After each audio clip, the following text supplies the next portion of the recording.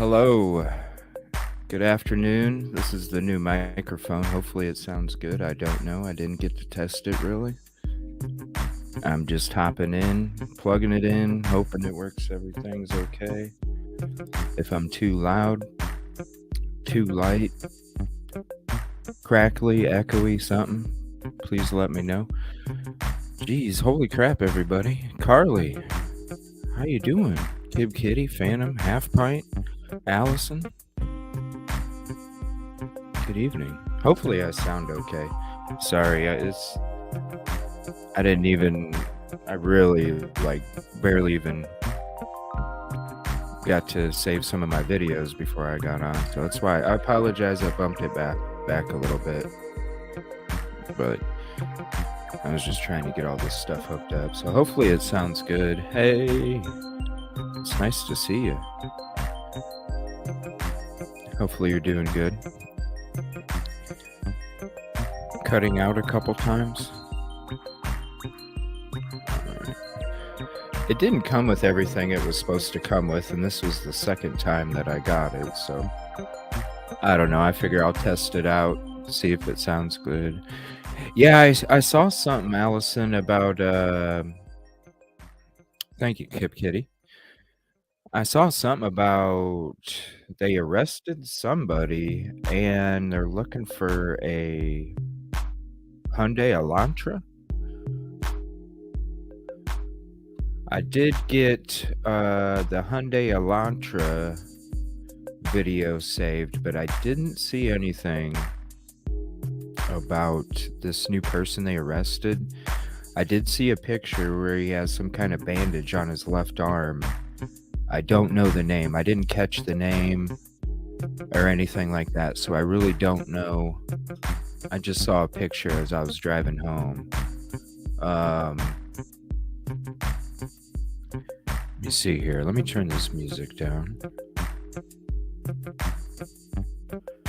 So yeah, I did get some emails here, so let me check those. Let me see. Let's see. I got a couple. University of Idaho. Thank you, Kelt. I got something from Cherry. Okay, this looks like the description of the vehicle. Let me see here. So if anybody has anything on that that person that they arrested, correct me if I'm wrong, but I was hearing something like he has a murder charge and arrested for being a peeping Tom.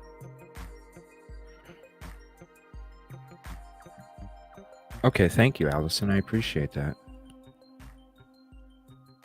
How are you doing tonight, Allison?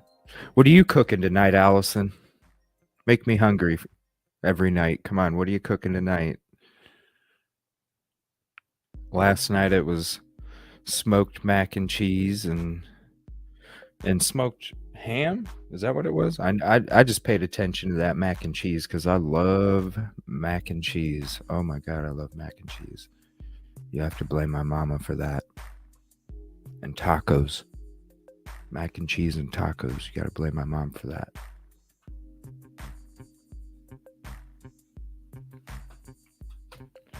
Let's see. There's a white car and body cam footage to the right of the girl's house with lights on. Ooh.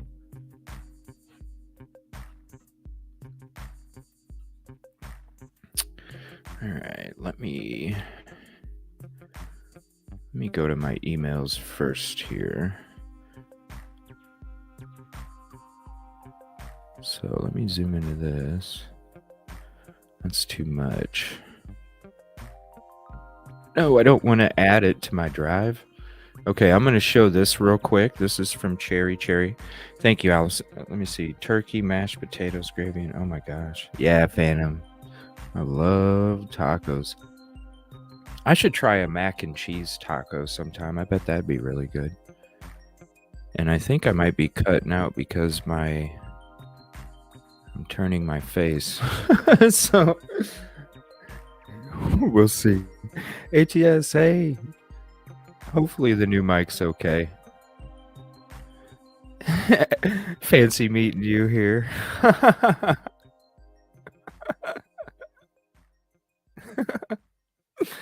Great live this morning, ATS.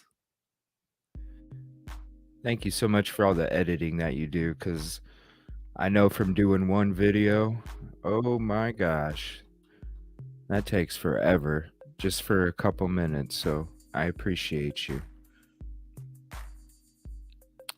All right, I forgot to get my links out here. 1 second.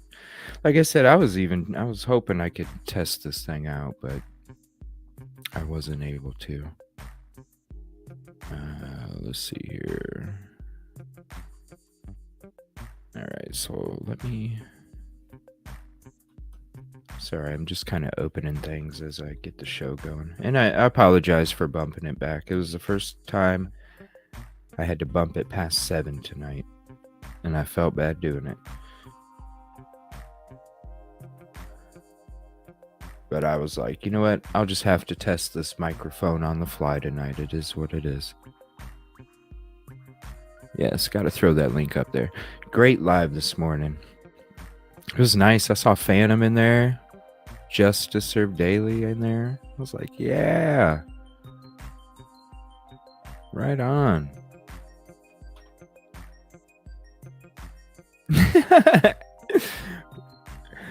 That you do, don't you? They're good circles, though.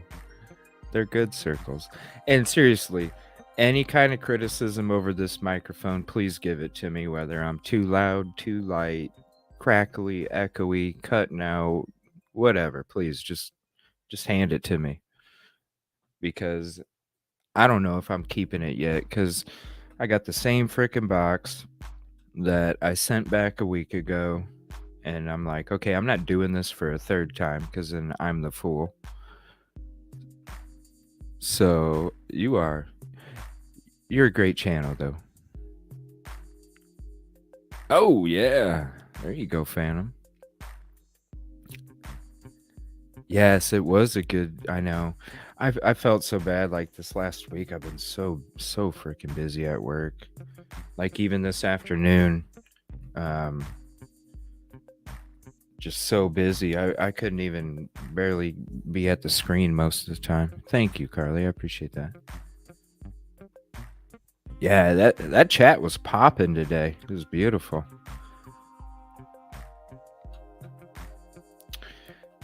All right, I'm gonna see if there's anything breaking that came out. Let me go to. Oh yeah, we're on this. Let me open this screen up here. Oh, whoops. There we go. Is my mic still working? Yep. Okay. So this is a little screenshot from the Moscow Police Department. Detectives are interested in speaking with the occupants of a white 2011 to 2013 Hyundai Elantra with an unknown license plate. Tips and leads have led investigators to look for additional information about a vehicle being in the immediate area of the King Street residence. Okay. Thank you, Cherry, for that. I don't know if you're in the chat or not. I don't think I've seen you. But if you are, thank you. Let me see here. I'll go to the next one. Let's go to Allison's here. And then... And Phantom. I have some of those Herb Baumeister videos. So I might check some of those out tonight too. I really want to get into some Delphi. I've been missing on some Delphi for a while. There's been a lot of University of Idaho, and we've talked about it so much too. I kind of would like to just whatever's breaking, and then get to some other stuff if it's okay with you. Agree. I zoomed in. Looks like boxy vehicle. The lights do go out too. It's parked in behind where tree is in other picture. Okay, what? It's parked in behind where tree is in other picture, front of other house, but lights facing opposite direction. I'm having a hard time.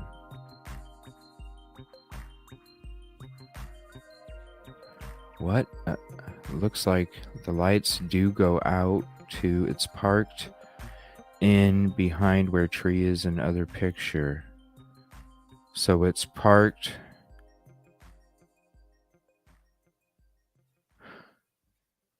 What? Punksy, what's up?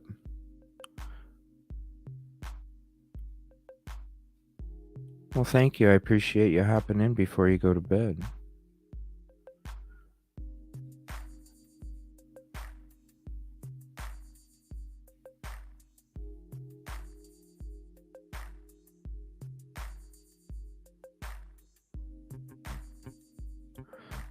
Whoa, no way.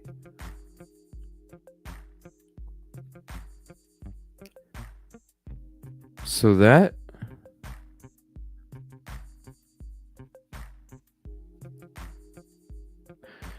that's, is it basically telling us that it was like,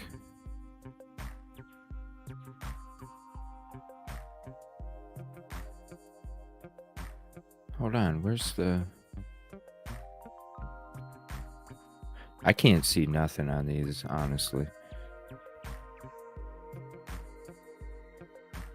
Yeah, thank you so much for joining, Punksy, before you go to bed. I appreciate you hopping in and saying hi. Every time you hop in, I think of the boots. Just saying. Looks like boxy vehicle. The lights do go out too. It's parked in behind where tree is. Behind where tree is in other picture.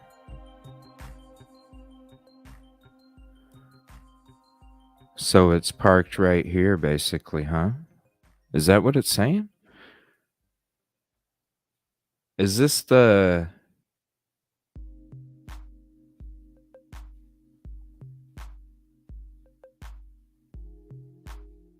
So is it, are these supposed to be the windows?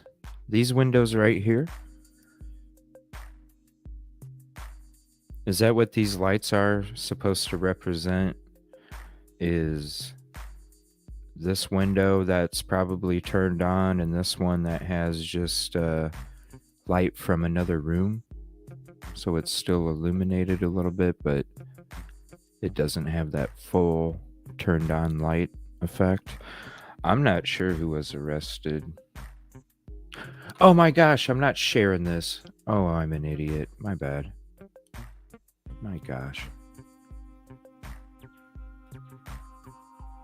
I'm still trying to get... I have to control everything on my computer now. No more phone. I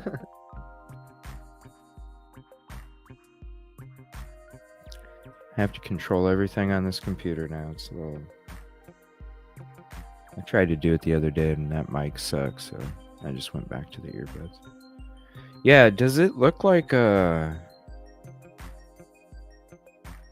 so are these lights right here supposed to be like this light right here is this light turned on, and this right here is this light like has light from another room coming in, so it's not really, the pics are taken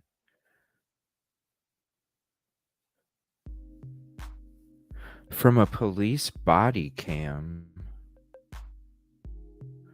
So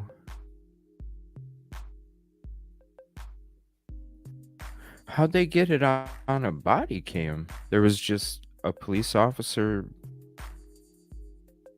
walking through there at the exact time or something? Or is this on a different night? Is it on a different night? Third floor light. Okay. Third floor light. Or this one.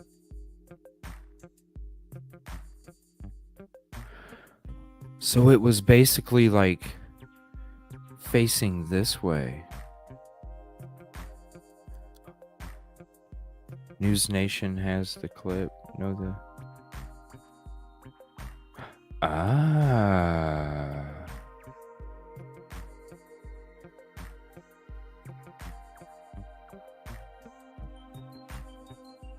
So they were. Wow.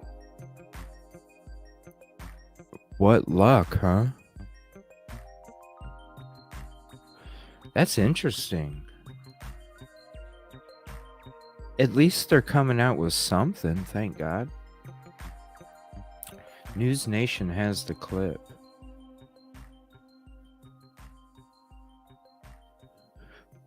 Let me see here. Excuse me. And then, Kelt, you got a link why the student stabbings could take time to solve. And then, how many are working over the case? Over 70. Yeah, let's hope there's not a clerical error, Kelt, right?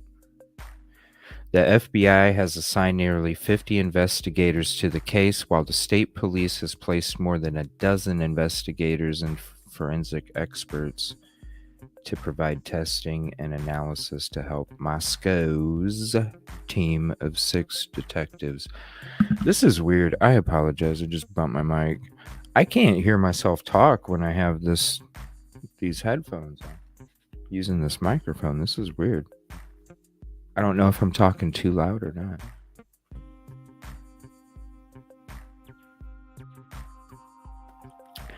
Are the garbage cans to the right of the house also? Let me see. Let me go back to that pic real quick.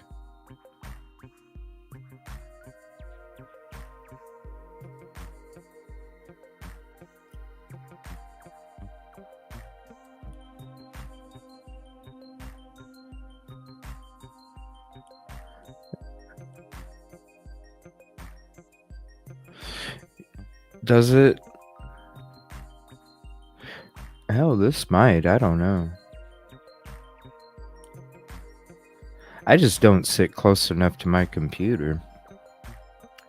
I'm in like a gaming chair, kind of recline back, and then I have a TV hooked up to my laptop now. So I basically just have a big TV on my desk with my mouse and now my microphone. Still looks like around close. What, these ones right here? Are these the ones you're referring to? Jeep headlights are circle. I've had a couple Jeeps. A Jeep Wrangler and a Jeep Liberty, and they're both circle. I don't know though. I don't know what a Hyundai Elantra. I don't know what a Hyundai Elantra headlights look like. I know there's a description picture somewhere. So these are lights again. It does look like a boxy vehicle. I can definitely see the box. It does look like a Jeep. It really does, because you got that boxy roof. Where did they get Elantra? That does look like a Jeep coat.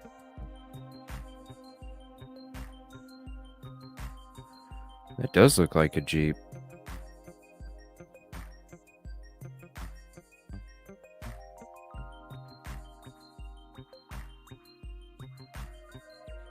Yeah, I mean, yeah, they're pretty distorted. I wonder where they got the Elantra. I think I have a video with the actual car that they're talking about. But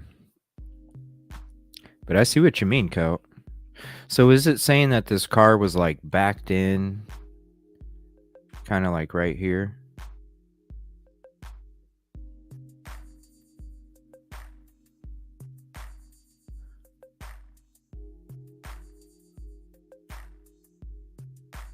Kind of like right here or something? Third floor light. Third floor light.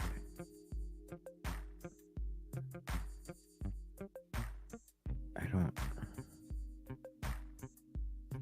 Or is it this the third floor light? No, because those headlights are just... See, it's almost like that car is like this big. But then you look down here at third floor light. So it had to be backed in right here? Is that what one of the victims? Yeah, that red Jeep.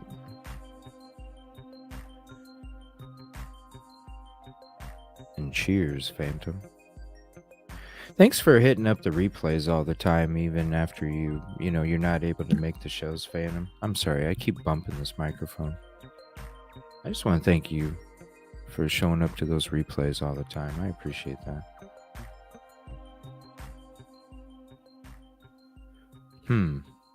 All right, let me go to my videos, and thank you again, Kelt, for that information too, and Allison. Yeah, there's some Herb Ballmeister video that I saved. There's a couple other up there, but this guy, I was like, wow, that looks like Colonel Sanders. But then it had this Herb Baumeister. I'm like, oh, weird. Okay, there's a couple crime talks. Let's see where this vehicle... There's a vehicle video around here. I saw it. I know I did. There it is. White Hyundai Elantra.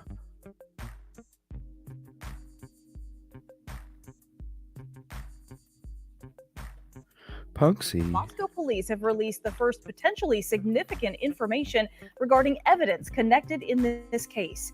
Krem 2's Mark Hanna joining us live here in the studio with new information tonight. Mark? With detectives behind Moscow PD today, they're now looking for a white 2013 Hyundai Elantra. Police say tips and leads led investigators to look at additional information about the car being in the immediate area of King Street, where the murders happened during the early morning hours of November 13th. So take a closer look. Now, to be clear, this isn't the actual car police are looking for. Rather, these are stock images of the same make and model of the car they are looking for. Again, it's a white 2011 to 2013 Hyundai Elantra. Police say the license plate is not open, but still, this is a significant step in the investigation, as investigators have yet to release any information about a suspect or suspect King Street where the murders. I don't see how those headlights can be an Elantra. Seriously. I do not see how those headlights...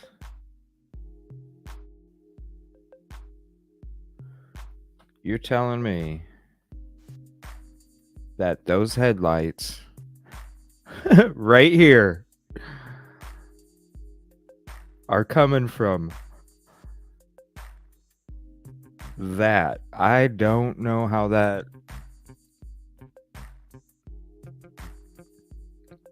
Somebody help me out. Because, Kelt, I'm agreeing with you. Oh, Kel, look at that, though. Those are cool emojis. Oh, I love it. Those are awesome. Trey, hey, it's that coffee, man. It's that coffee. Thank you, Phantom. I appreciate that.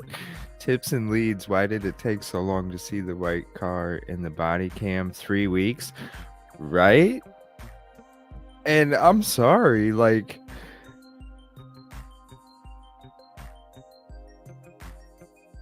what's up, Bruin? I'm sorry. I don't see. Okay, Bruin, you just hopped in here, okay? Check this out. Check this out. All right. Take a good look at these headlights real quick. Not too behind, Bruin. Not too behind. Take a look at these headlights real quick, right? There's that picture. That one, nah, you can't really tell. This picture, okay? This picture, that picture. I'm going to go to this one because it's a little better, right? So you're going to tell me that these headlights, which are a frickin' circle, are supposed to be these headlights, which are not a circle. Exactly, Bruin. A Jeep.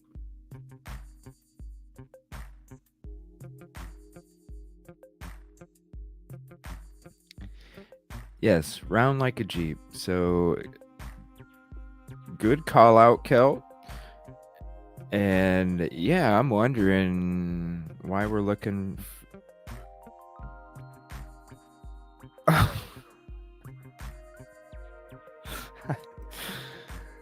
Oh my gosh. This is crazy. I don't get it. I really don't get it. I'm thinking that there's actual, like, I'm like, cool, they're actually releasing something. All right, yeah. Yeah, those don't match. Wow.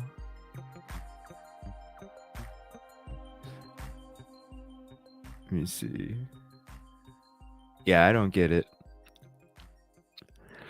Allison just sent me some stuff. Let me check real quick.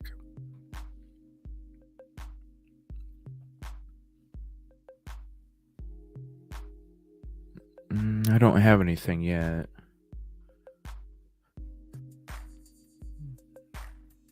What else do they got in this video? How do you? And it's not even like, I don't know. You look at this. Let me go back to it. You look at this picture, and you can tell it's a boxy vehicle too, right? Look at this. It's a boxy vehicle. You can tell, right? Especially right here, okay? You can tell right there. It's straight up, just a little bump out right there, probably from the taillight. Okay, you go back to this car.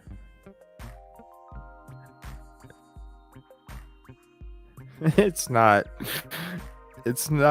up and down.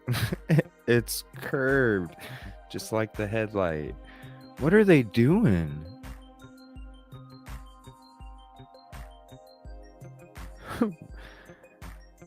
Yeah, I wouldn't be surprised if that, because isn't that Ethan's Jeep?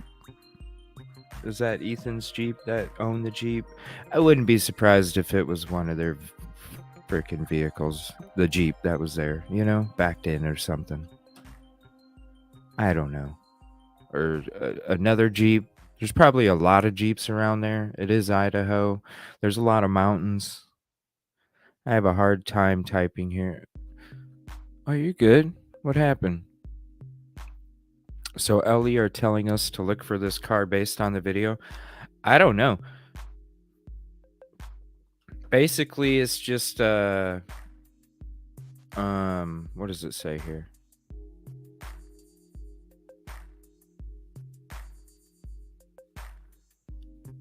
Oh wait, I think that was from Kel. Or yeah, you sent me the email then.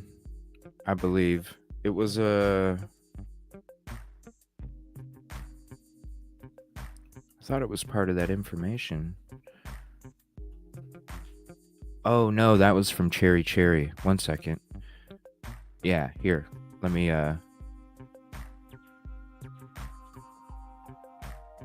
this one right here.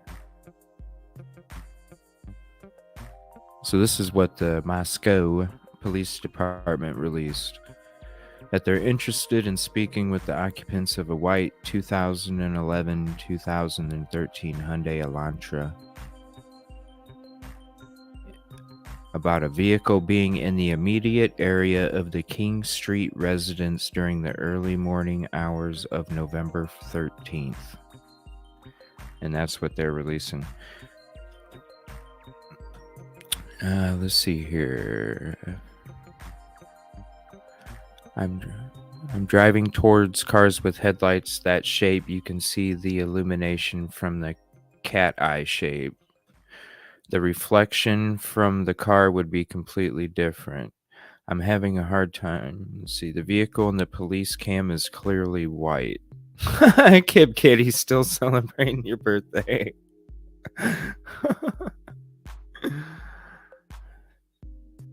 The video is better than the stills. Do you have the link? If you have it, go ahead and send it to me.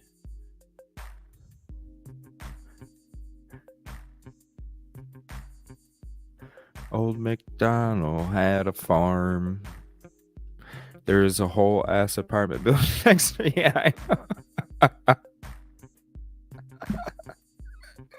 I'm sorry, I just bumped the mic again. Oh, I need to get used to this thing.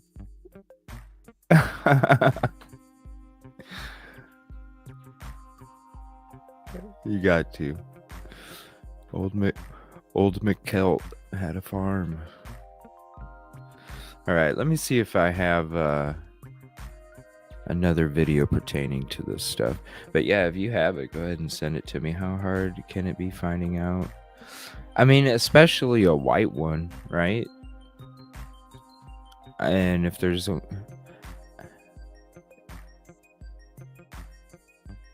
I mean, whites... Usually there's some kind of color. They're not white. I don't really see too many white cars out there, so maybe it's a good thing. Thank you, ATS. Again, great live this morning. And if you're not following her, definitely check her out.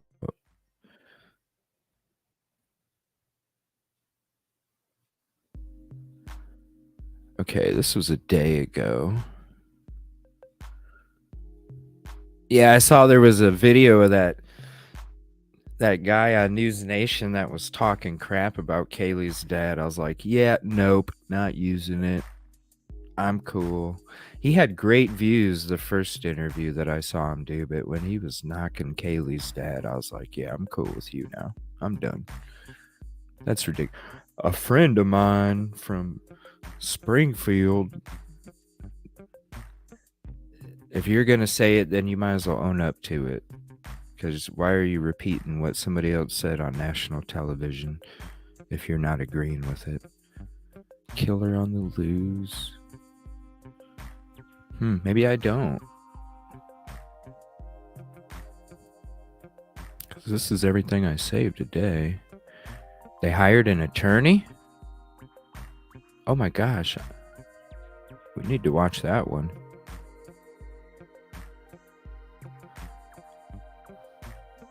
I'm sure many of the students have their cars. Yeah, they would have to. And we looked it up last week. There, I think, what was it, like 11,000 students? That's it? At the University of Idaho? It's not very much. It's not very much at all. I'm not really seeing I like this JB guy, no reward. Yeah, I want to watch that one too. Why is there no reward still? But if you guys notice any of these videos that have something crazy good in it, let me know. Key factors. All right. I'm going to go to ooh, this is good. This has got both of them. Court TV had so. Yeah, I have that one.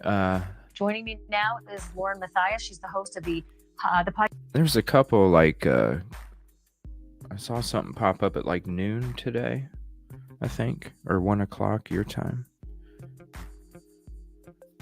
I do have that saved. Podcast Hidden True Crime, and she's a former broadcast journalist from East Idaho as well. I wanted to ask you, Lauren, if there's any updates on the mysterious man in the hoodie. And we focused quite a bit on that story last night. He was cleared. He was at the food truck. He certainly looked very, very suspicious to a lot of people who have been watching this case. But do we have any updates as to what exactly is happening with him? Yes, I would say he's on everyone's radar again or still. He's always been on my radar, and people are talking as far as the true crime community goes. He is the talk. Let's go back and look at this video. People are hearing that he might, and this is maybe some speculation, it hasn't been confirmed, but that he might have left the country even. We're trying to confirm that, but no one can get a hold of him right now either. And so he's not coming forward and saying, no, I'm here. It makes you wonder where he is. They just need to stop messing with this dad. I feel so bad for him. He just wants somebody caught, you know? He just wants somebody arrested. He wants something done. I don't blame him. And you know what? To be honest with you, I'd probably have even harder time trying to keep my damn mouth shut if some shit like that happened. I applaud his patience and his effort when it comes to not saying more. Like, I don't know. I feel so bad. It was so nice when he was being interviewed from the three journalists. One of them was Will Kane, former ESPN anchor. I didn't know he was on the news now. Crazy.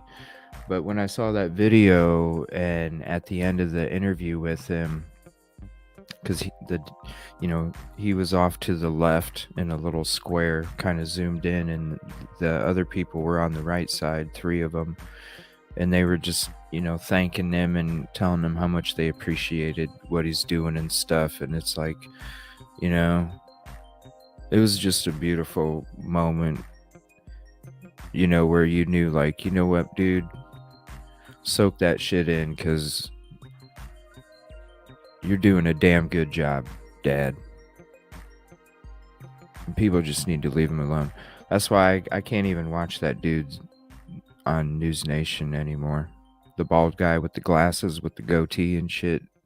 I just can't do it, because it's just like, it is disgusting, Bruin. Because I'm just like,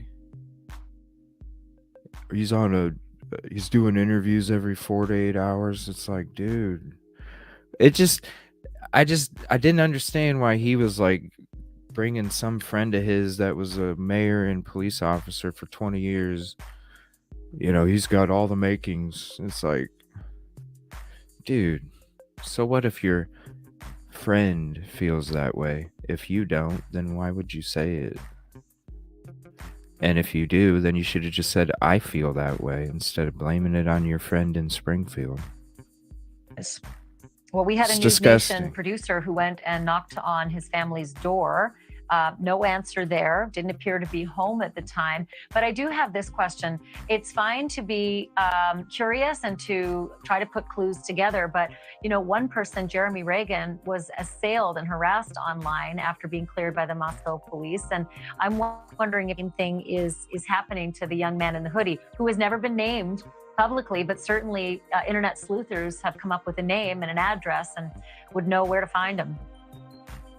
Yeah, you mentioned the downside of internet sleuths, and we, have to be careful. But I want to point out something that is actually really interesting. You mentioned Jeremy.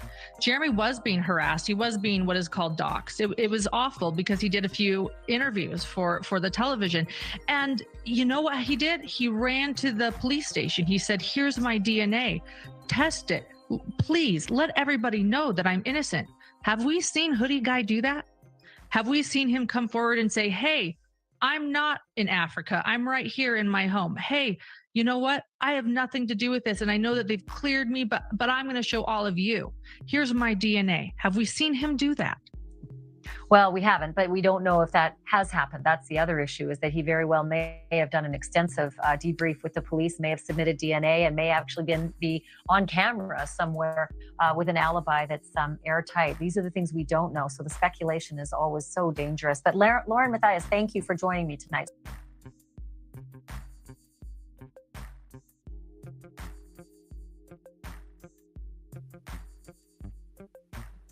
Did I get it in time?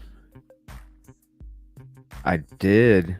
Ha ha ha ha ha. It didn't start playing.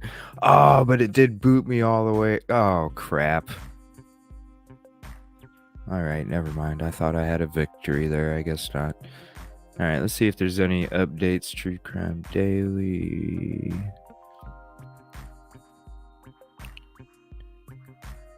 Man, I haven't even been able to get into this Artemis moon mission stuff.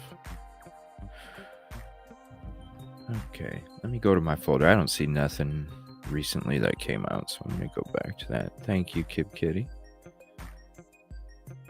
Thank you, ATS.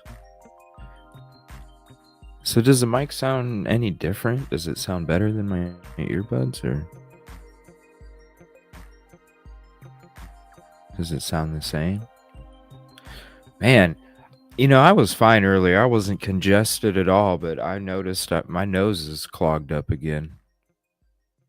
What's going on?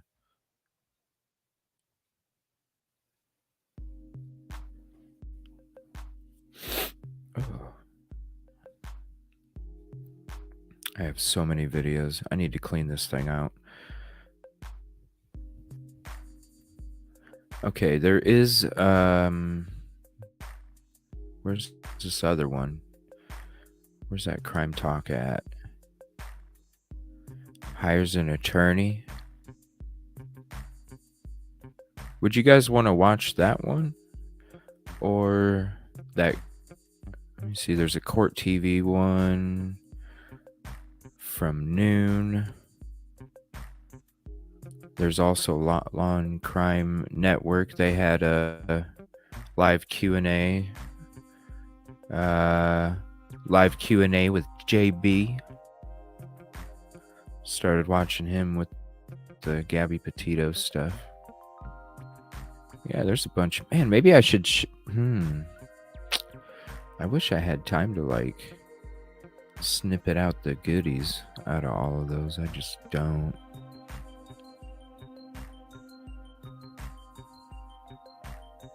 What was that other one?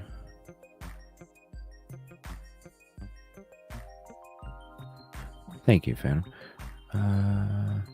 Let's just play this one real quick. I want to knock this one out. Latest information real quick.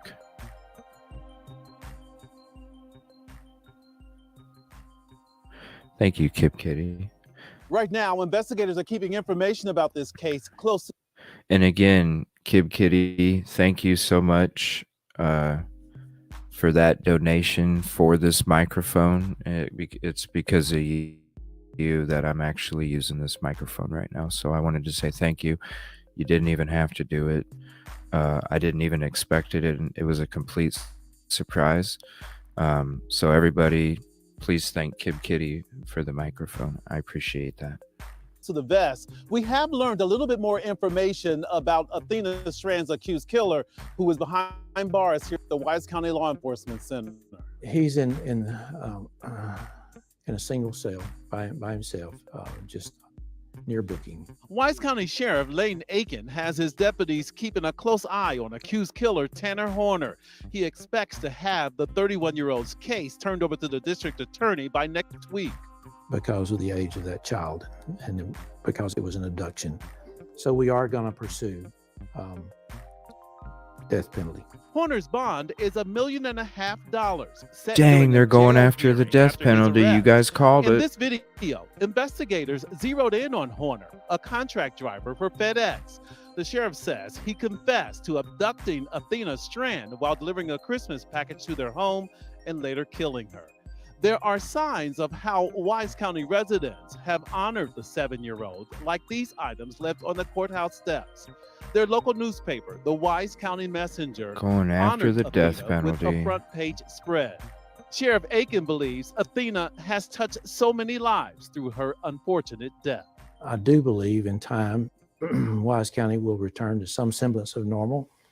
We will always remember Athena. After speaking publicly for the first time during a candlelight vigil, Athena's mother plans to go public with their family this week, all while a community sends the message for Athena to rest in paradise. Paradise was a community, 7.5 miles that way, paradise.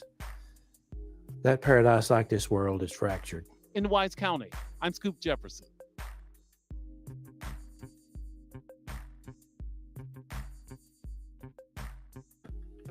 Damn, them things end quick anymore. What is going on? No. Whoa, slow down. Right now. No, slow down. My lord. Takes a toll on the journalist. Professor. Let's see here. Dad hires a lawyer. I'm going to go ahead and go to that one. It's only like a 12-minute, 13-minute video here. Inside Edition. They had some good information yesterday. Let me click on this real quick. Good night, Punksy. Thanks for hopping in here and hanging out. I really appreciate it.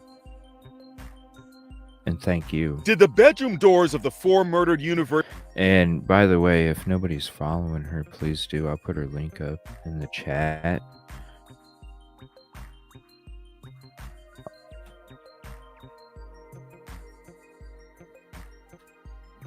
Scoop Jefferson. Wilhelm Meister, how you doing? Thanks for hopping in. Scoop Jefferson. That's a cool name.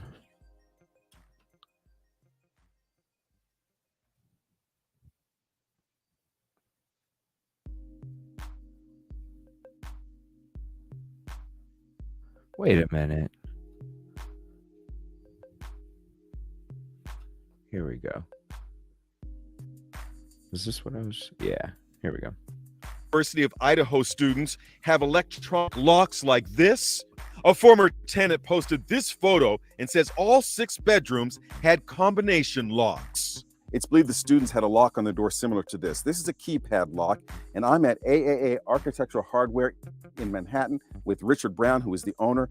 Are these things reliable? They're very reliable when they're installed properly and when they're used properly. You press the code that was pre-programmed in, push down on the lever handle, open the door, and then close the door behind you.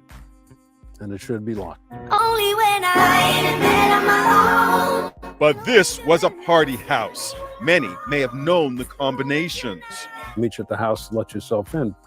Kids do that all the time. Hey, Moscow Police, come back here. Meanwhile, Inside Edition has obtained this body cam video taken on the night of the murders, a short distance from the house. It's one thing to drink in an apartment where no one can see you. It's another thing for us to drive by and see you guys absolutely stumbling down the road. 3 freshmen were cited for underage drinking. Note the time, 3:15 a.m. Police say the murders could have been taking place at that very moment. The 3 were cited near the Sigma Chi fraternity where Ethan Chapin and Zaina Kernodle attended a party. Look how close it is to the murder house.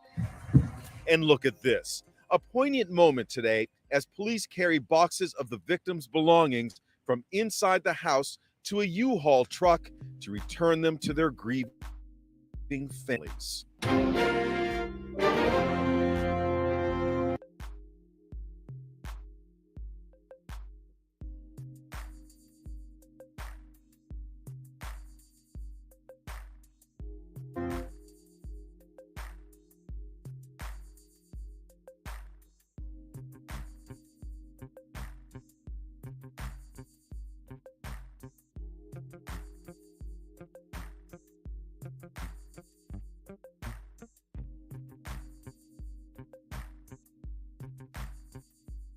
Kaylee Gonsalves' father is hiring a lawyer to get something done. Alec Murdaugh wants the prosecutors to tell him why he'd want to harm his wife and son. The Colorado Springs Club Q perpetrator is formally charged. And then finally, the family of slain University of Idaho student Kaylee Gonsalves is hiring a lawyer as their relationship with the police continues to splinter while the sputtering investigation into the quadruple killing nears now its 4th week. Now, Mr. Gonsalves said there are things that we can request and things we can do to get to the truth faster. That's what Steve Gonsalves said in an interview. He continued that the family is interested in using an attorney to force police to release more evidence in the case.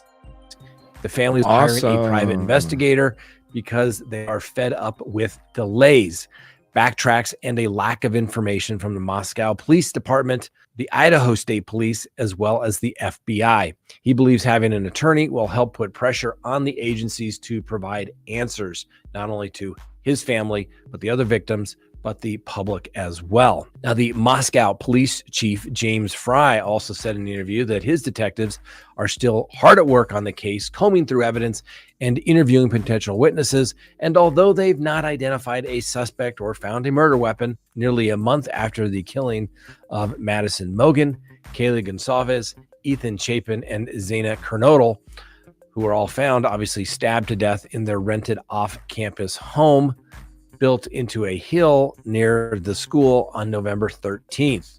2 other roommates who lived in the house on the first floor, which had its own entrance, were not harmed.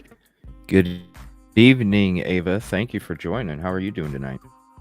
And the police don't believe that they had anything to do with the homicides. Now, the Moscow police also said that they have planned to remove personal belongings no longer needed in the investigation on Wednesday morning, and they actually showed up to do that today. And the police chief said that they are returning these items to the family because, as a dad, he understands that the family wants some of these items back. Now, the Moscow Police Department has 36 members on its force, and they're obviously in charge of leading this investigation. They put out another statement saying that, once again, these personal items will be transported to a secure storage location where the family members can go. Yeah, we already know that part of it. I feel you, Ava. I was saying that earlier when I got on. I'm just, whatever's we got new today, and then I kind of want to get into some Delphi stuff. And Wilhelm, that it's interesting because you know,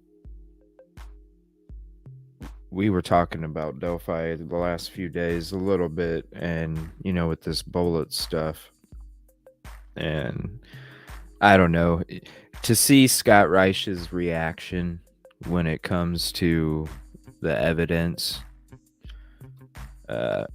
you know, we just hope there's something more than that. Because if you go to Crime Talk and you go to, here, let me see.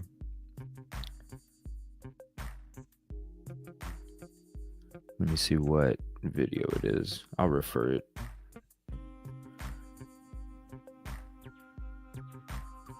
And by the way, I'll go ahead and throw the link in chat real quick if nobody's on Crime Talk. If you go to this one right here, attorneys come out swinging. I didn't really have much doubt about the evidence until I watched that video, and then I'm like, yeah, because I totally respect his opinion, his viewpoints, and you could tell in his face. I mean, he even told you straight up, it's flimsy.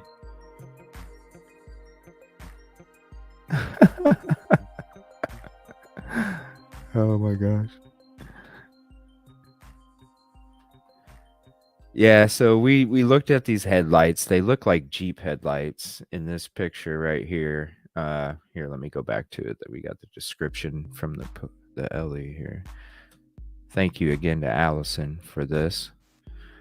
You look at these headlights and they don't look like a Hyundai Elantra. What are you thinking about that, Ava? Because these don't look like a Hyundai Elantra. And if it was, it would have a curvy going to the back, not a straight up looking like a Jeep. What do you think about that? Other than that, I heard somebody was arrested.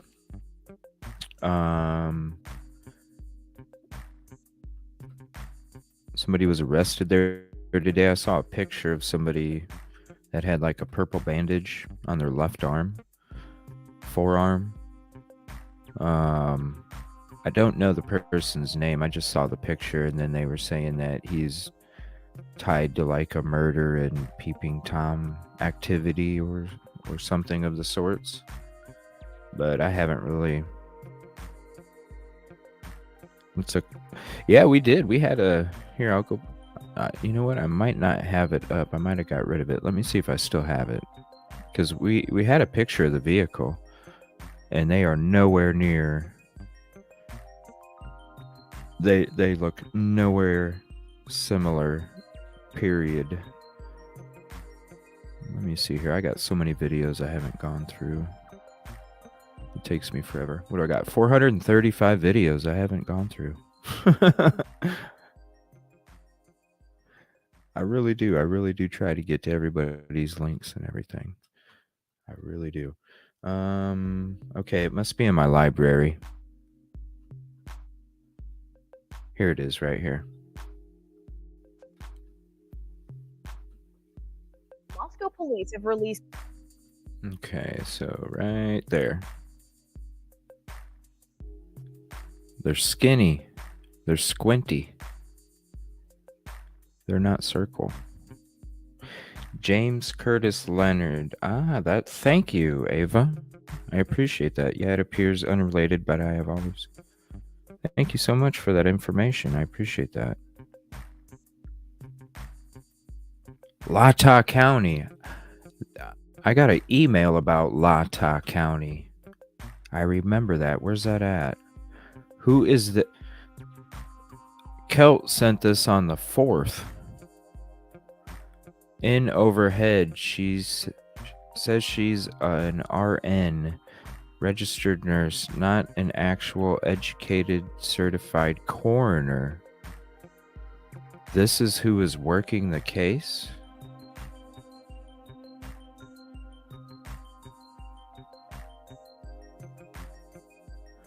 What are you want to join the panel, Kelt, and talk about this?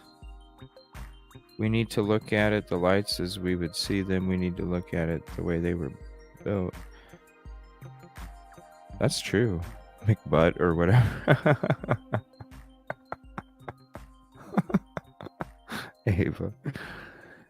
Is that what you're asking, Kelt? If I could give you an hour and a half? Are you wanting to hop up on panel and talk about this? I apologize I didn't get to this. So the coroner is actually a registered nurse, not an educated certified coroner? Is this true? Are you serious? The one that kept changing her story.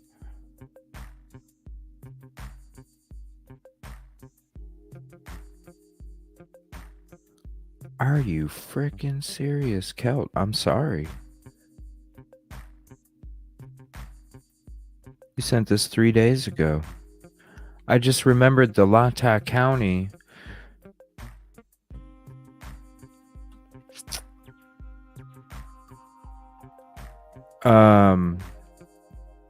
Yeah, if you'd like to come up on panel and talk about that, you're more than welcome. Or if you'd like to another night. Okay, you're good. Are you serious? You just have to pass a damn test?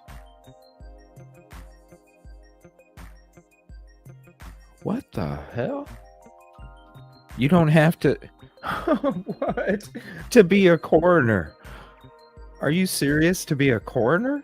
You just have to pass a test? That's standard? What? I didn't know none of this stuff. So that's standard for coroners? You just have to pass a test? You don't have to be certified? You gotta be shitting me. Let's see, I got a new link from Allison. Thank you, Allison. Carter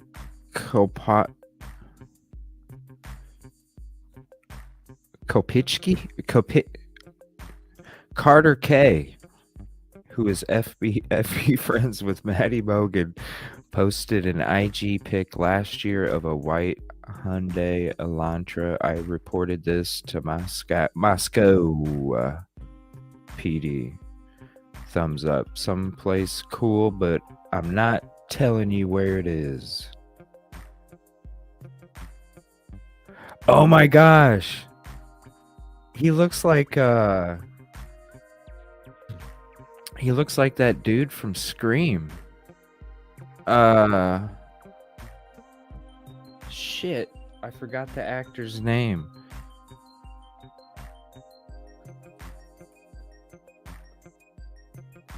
Ulrich? Is that his last name? Let me see. They just come into crime scene and administer the investigation, so she isn't actually doing the autopsy yet. She is called a coroner. I need to learn more. Yeah, I thought the coroner's the one that did the autopsy. That's what I thought. That's why I was like, dang, you can cut open a body and determine stuff just by passing a test. But I guess I don't know that much. Just that he is an art man and an attorney. I don't know if he is certified coroner. I believe it. Sorry, voice to text. You're good, Ava. I apologize. I keep bumping into this microphone. I'm not used to it being in front of my face. The test is your certification. It requires you to have medical knowledge, but even a vet could be your... What?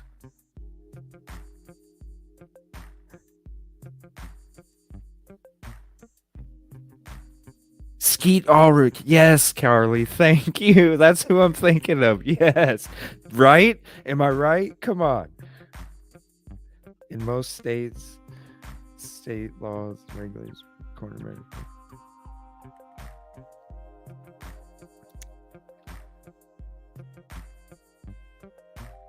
Huh. My county hasn't had a coroner in years. They use the sheriff. Spokane, Washington. Wow. Right, Kelt?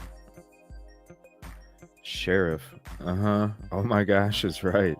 Spill my drink and my cats will look like you.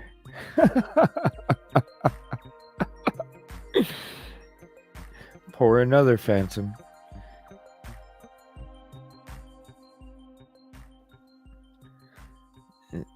Show is in Canada about a coroner who becomes mayor. Da Vinci's inquest based on a true story. Huh.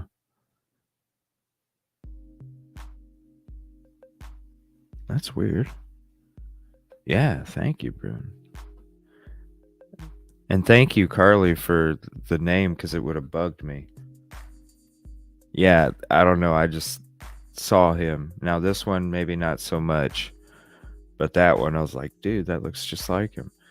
So, Carter... Facebook friends with Maddie.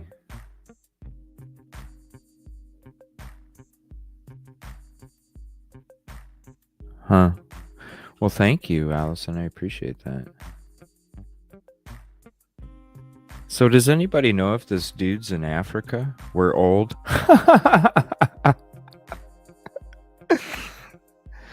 Is this dude in Africa? Is it true or what? Or is it still kind of...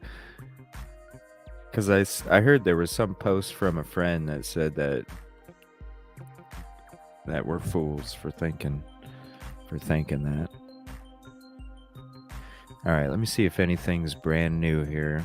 And then I'm going to go through whatever remaining Delphi or U of I stuff I have. And then I'm going to try to get into some of these Delphi videos I haven't got into.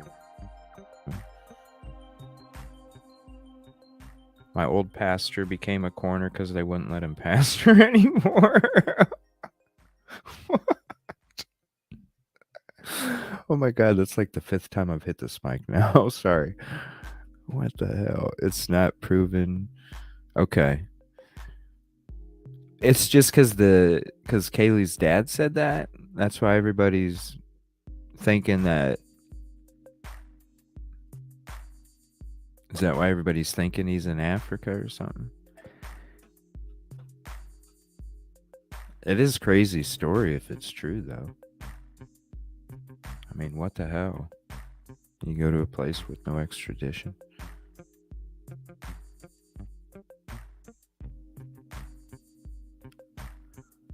All right, let's see here. I want to see what Delphi gag order. I'll just check out the Idaho part real quick of Crime Talk again. I think I'm going to save these live Q&As for tomorrow. That one's not too long. That's only 13 minutes. There's another one here that's like an hour.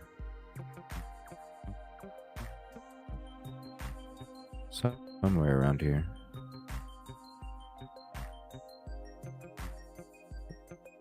This one, here it is right here. So there's 2 live Q&As right there. That'll be cool to go into tomorrow. There is extradition. Oh, I thought some of them didn't have it. The lab that did Kylie's forensic also did the Watts. Strange because... Whoa. That is strange, Allison. Holy crap.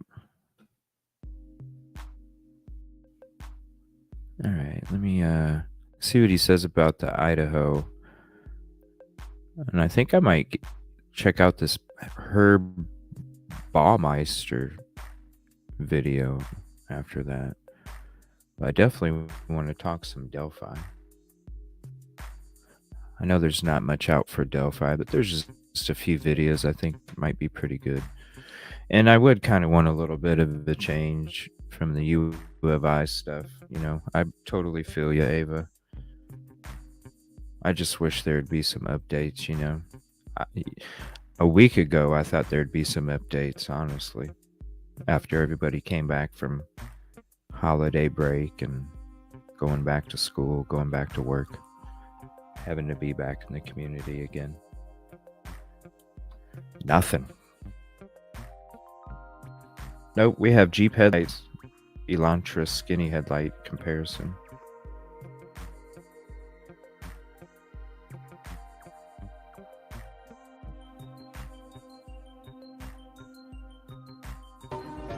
Holy crap.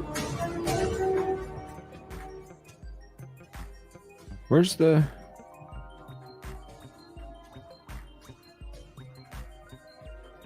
Is he even talking about it or what? Back it up.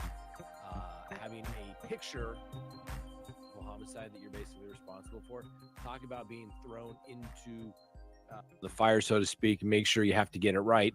Don't worry. The whole nation, the world is watching. No pressure. No pressure. And I mean, that's what I'm saying.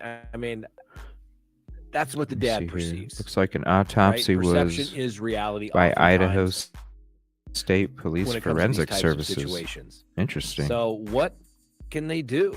I don't know. I think if I were, I'm glad too, Allison. I'd say you guys need one person to be the communication. All right, we've had the police, we've had the DA. Why are they going on? Why are they talking? He looks crabby today. I had somebody send me mail today saying, why is the district attorney... Yeah, usually he does, Ava, but I don't see... He didn't have any timestamps or... Not uncommon when there's a big incident for... He didn't have any timestamps or... in bigger jurisdictions. The little sections on the... usually have a... On the bar there. Duty district attorney. And it's their responsibility, basically, if there's a homicide, for them to the go investigator's to the scene, going to help, like definitely.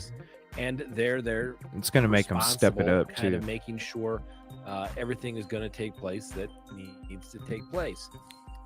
They're not running the investigation, but they also know what they're looking for or what they think the police need to look for.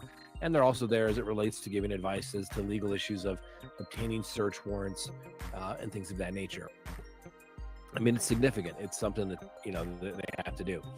So the DA is involved, and obviously the DA is going to make any charging decisions. So they need to be satisfied that they have enough evidence if they ever come up with a suspect, and let alone come up with a suspect that they believe that they have enough information, they have enough evidence to charge somebody. Another great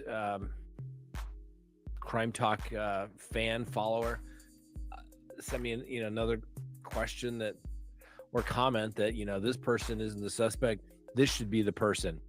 And I'm not going to mention names because I don't have any proof to back it up. I mean, I appreciate the tip, so to speak, but you can't go around accusing people of quadruple murder unless you've got the facts to back it up. If a K-bar or something similar is not basically enough to make that particular leap.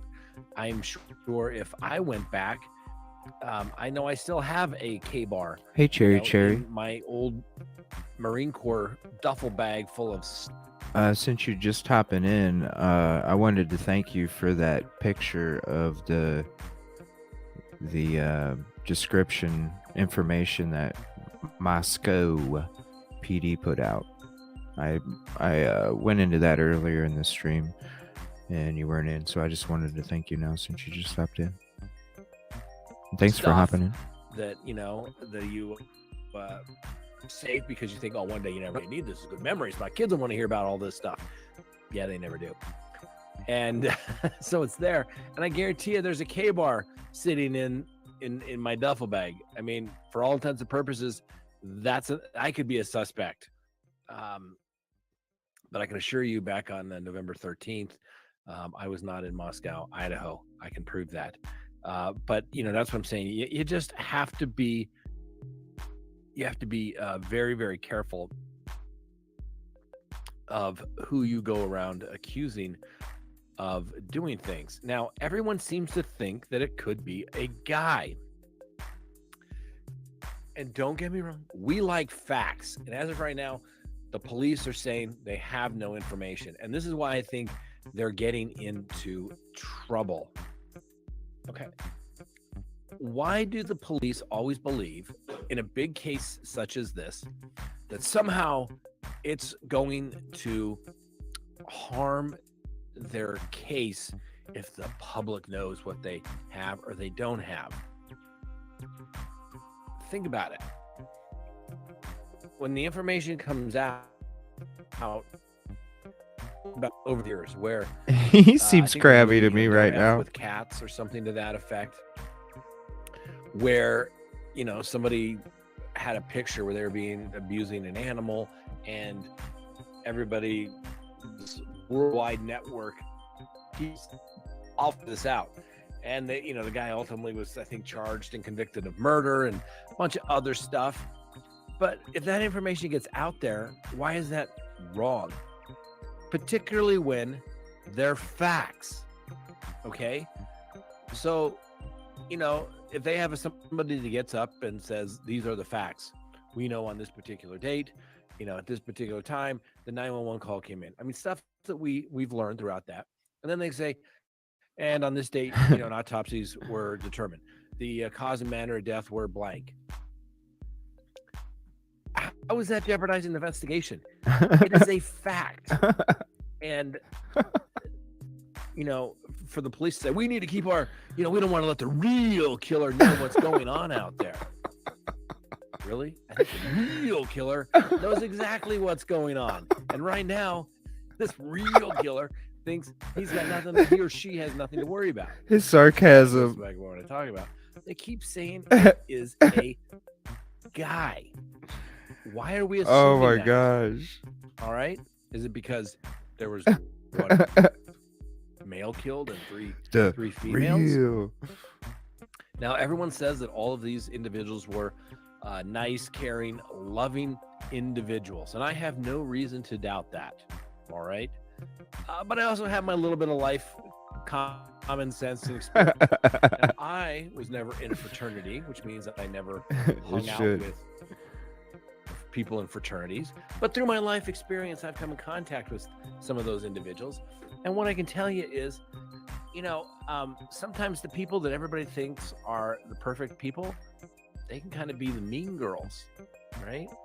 I mean, I'm just throwing this out there, and I, like I said, I'd hate to be a speculation, but why are we assuming that it's a guy, right? Never assume anything. You can't. I don't know. I just throw that out there. His sarcasm is the best. Maybe somebody wasn't always. I mean, I'm not saying it. I'm just saying. I'm just saying. You can't assume that it is a guy in this particular case. Everyone is a suspect until they're no longer a suspect. That's the way it should be. So I understand the feeling for the family that they believe certain individuals, although they have Exactly, Alice. have been cleared somewhat early. Guess what? Exactly. You can be cleared and you can wind up being a suspect down the road.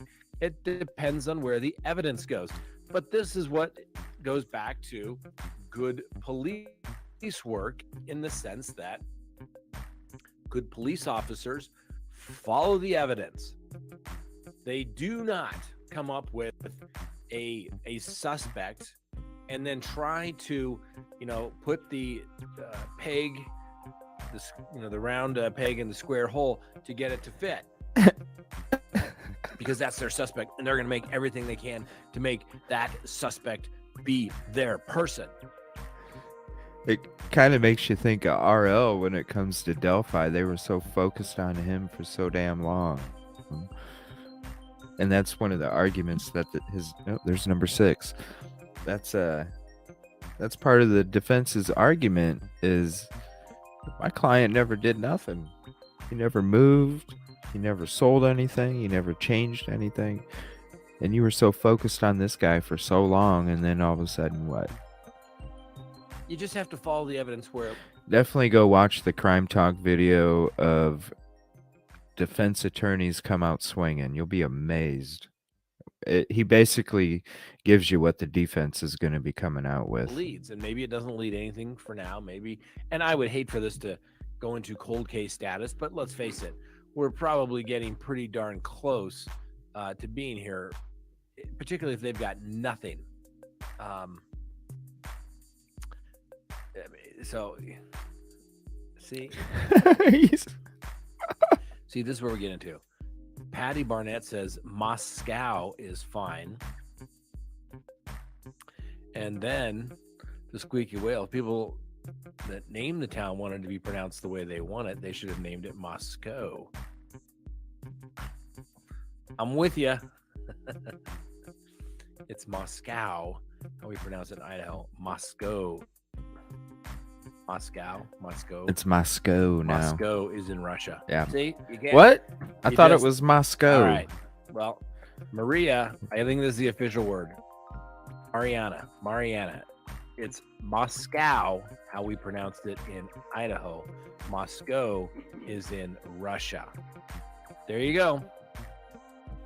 So I was saying it right? Who cares? You would be surprised Moscow. How many people care. Scott. You'd be surprised how many people care. I probably get 20 comments. I pronounce it one way, and then I say I'm going to go change it the other way because that's the way it works. The people that know what the life of a freaking creator. And then they come back and people are saying, you're just mispronouncing it. You can't please anyone in today's world, ladies and gentlemen.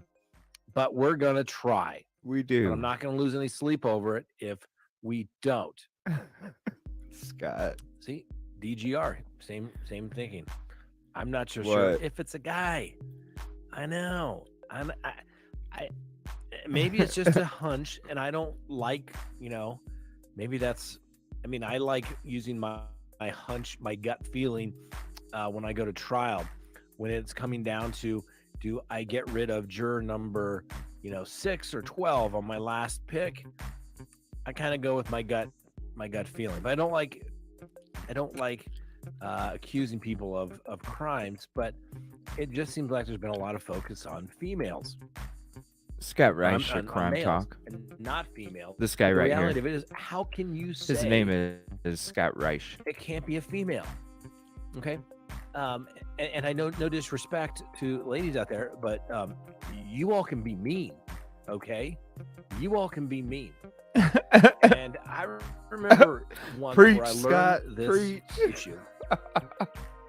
It was a little domestic violence case, and no big deal. But I remember I was almost held in contempt before the case started. What? And it was a typical day. You figure you usually have a bunch of cases set, so I went and checked in for the trial bright and early because I knew that particular judge liked to start pretty prompt. And anyway, I had a case upstairs in front of another judge who was a great judge, but he'd actually hold you in contempt. Wow. And we were going to do a quick guilty plea. We were just waiting for the other attorney to get there because there's multiple co-defendants. If I remember correctly, unbeknownst to them, all those coolers, they thought they were shrimp, and it turned out to be controlled substances. Who knew? I was like, how'd that sneak in there? Anyway, I'm literally standing at the podium, and I'm going through the guilty plea, and the sheriff is like standing at the back of the courtroom, like pointed at me, like, the judge downstairs wants you, and I'm like, I'm here. Like, what am I supposed to do? So we go through the plea. Everybody gets. I think we went to immediate sentencing, and this is probably, 18 years ago. Next thing you know, I run down to the next 2 floors, maybe take the elevator or whatever, and I walk in, and the judge says, first thing, because it's like now 8:40, and we were supposed to start at 8:30. Mr. Reich, in order to show cause has been issued. We have set a date. Bring in the jury. I'm gonna, gee, I sure hope we win today, since if we lose, the client, first thing he's going to say is, you upset the judge because he issued a show cause. And like I said, it was a little domestic case. And, let's just say the wife went to bed and said, hey, why don't you come to bed, honey? And, the guy stayed down later. And let's say maybe she looked over the banister at some point and she saw him watching some inappropriate things on television. And she came down and confronted him, and they had a fight. Not a big deal. But ultimately, the police are called, and guess what? Somebody's going to jail. Okay. And I swear, not making this up, absolutely true. They bring in the potential jurors. And there are, I don't know, I think they brought, it was a county court case, so we got 6 jurors. I think they brought in like 25. And I swear, of those 25 potential jurors, maybe 3 men in the entire jury panel. And my client member looked at me, he goes, what do you think that means? I have no idea, but did you bring a toothbrush? Like, this is starting off to be one hell of a bad day.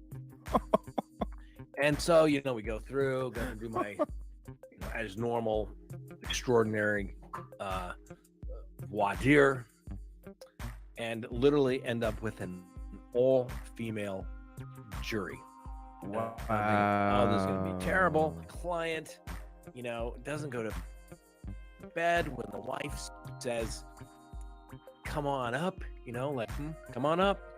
Now'd be a good time to come on up. Oh, I hit the mic 7 times now. She comes down, like I said, looks over and sees him watching some inappropriate, what she believed to be inappropriate things on the TV. And I thought, oh, they're going to hate my client. He's a pig. He's this guy. Good point, Wilhelm. Terrible, etc., etc. He does. He's cracking me up tonight. Hated the wife. Hated her. And it was at that moment when, we finished exactly the examination. Basically came off as just mean, that she attacked him, and it was, if he did anything, it was in self-defense, just defending himself from this angry woman. And she probably came across as credible. I mean, it is what it is. The jury didn't believe it. But the jury came back, probably one of the quickest not guilties I think I can probably ever recall. Like, not guilty. Self-defense, send him on his way. And what I learned at that moment is, generally, women will judge other women. And I don't mean by that, but it's just a fact. And when I've had a female that is a key witness in a case, I always try to get as many females as I can on the jury. And if I want them to judge, even on sexual assault cases, you would think quite the contrary, right? Nope. Even on an allegation of sexual assault, females will judge other females ruthlessly. He's just cracking me up tonight. You, it usually works out for the defendant on those types of cases. He is funny tonight. So it goes back to my theory. Thinking about the fact that it can only be a guy in the Idaho quadruple murder. And again, we'll put that back up there. Think female too. Just wouldn't that be a hoot?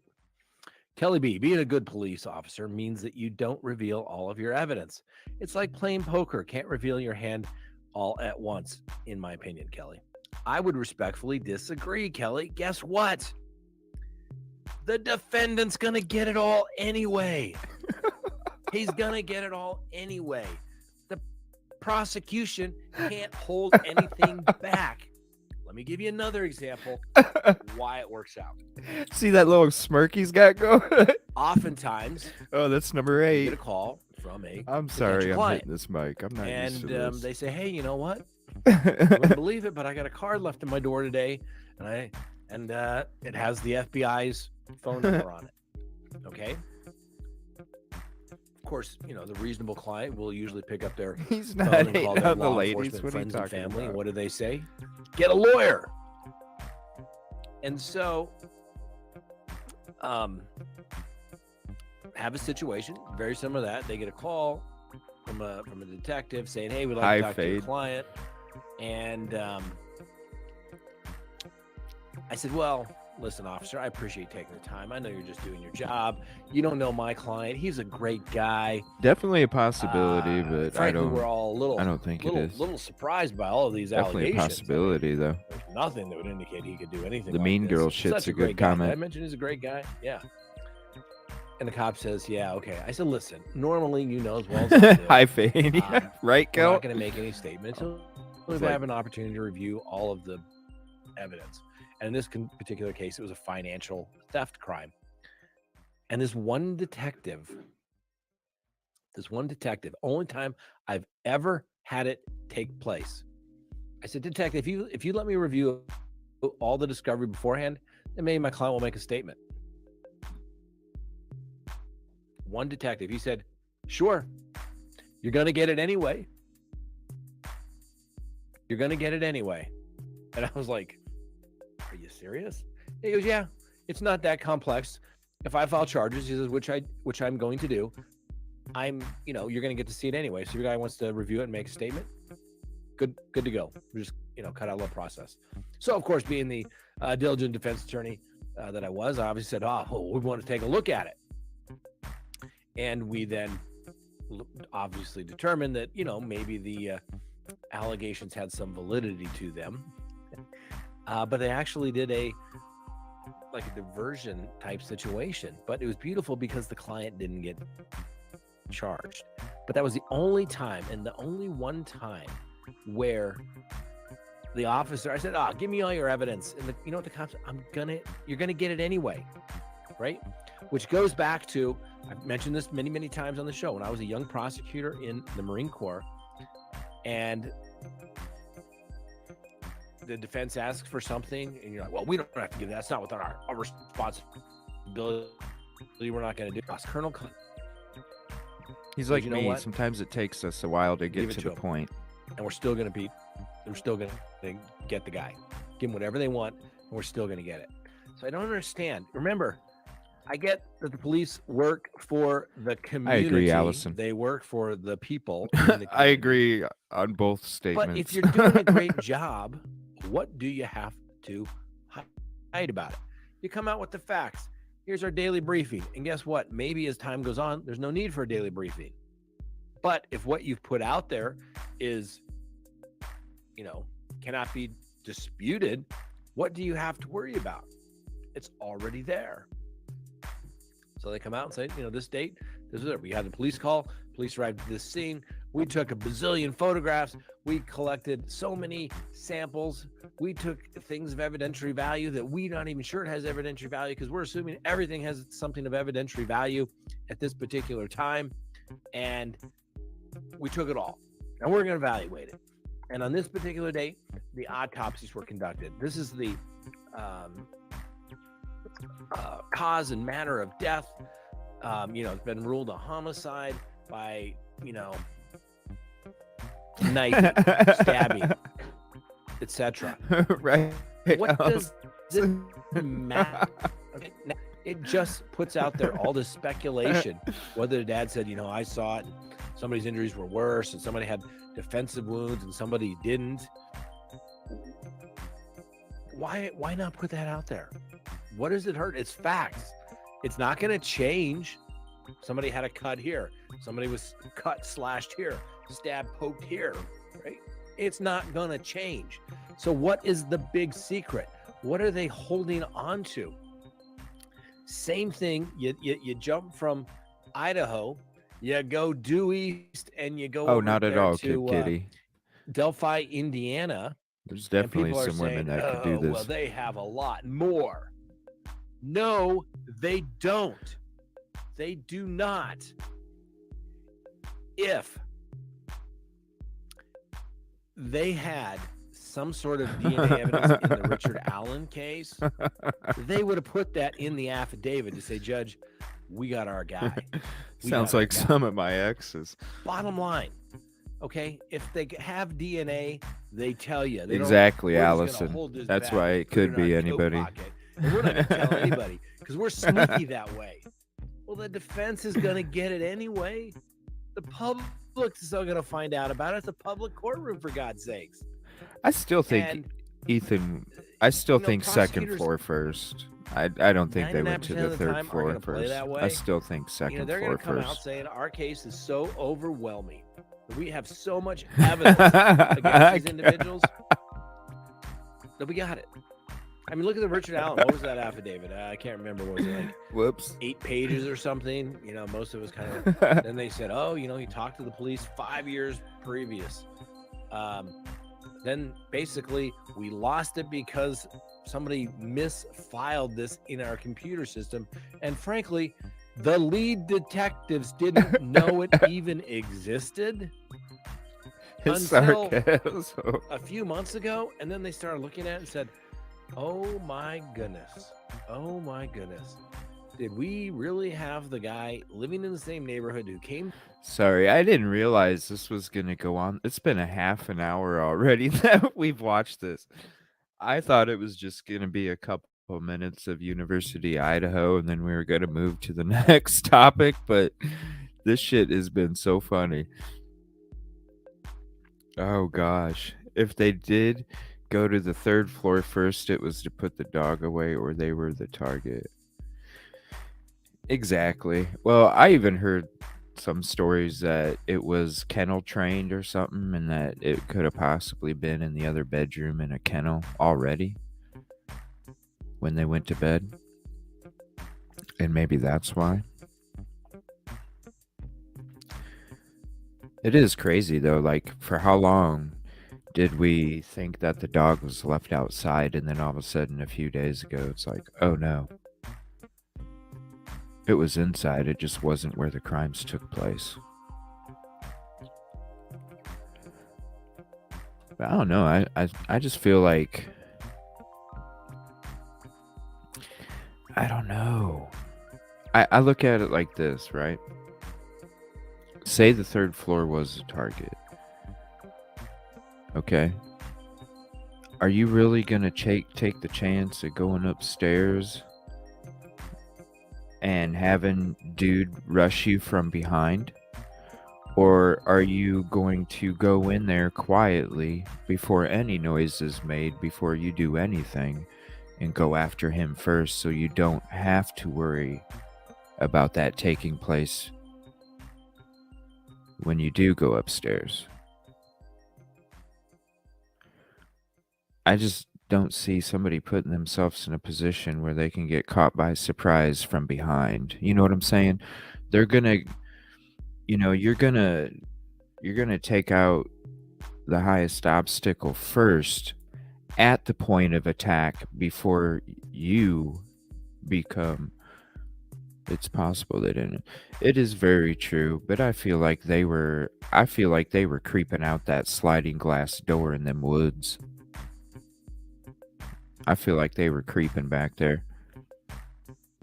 Because when the neighbor, number 9, I hit the mic. When the neighbors are reporting that most people walk their dogs with the headlamps because it's so dark there at nighttime, to me, that tells me that, okay, maybe this person has a headlamp too. So would they really need to know the layout of the house? No. because I used to use headlamps when I detailed vehicles. They ain't that bright. You can change the settings, and it could be on a low setting, just enough to see where you're walking.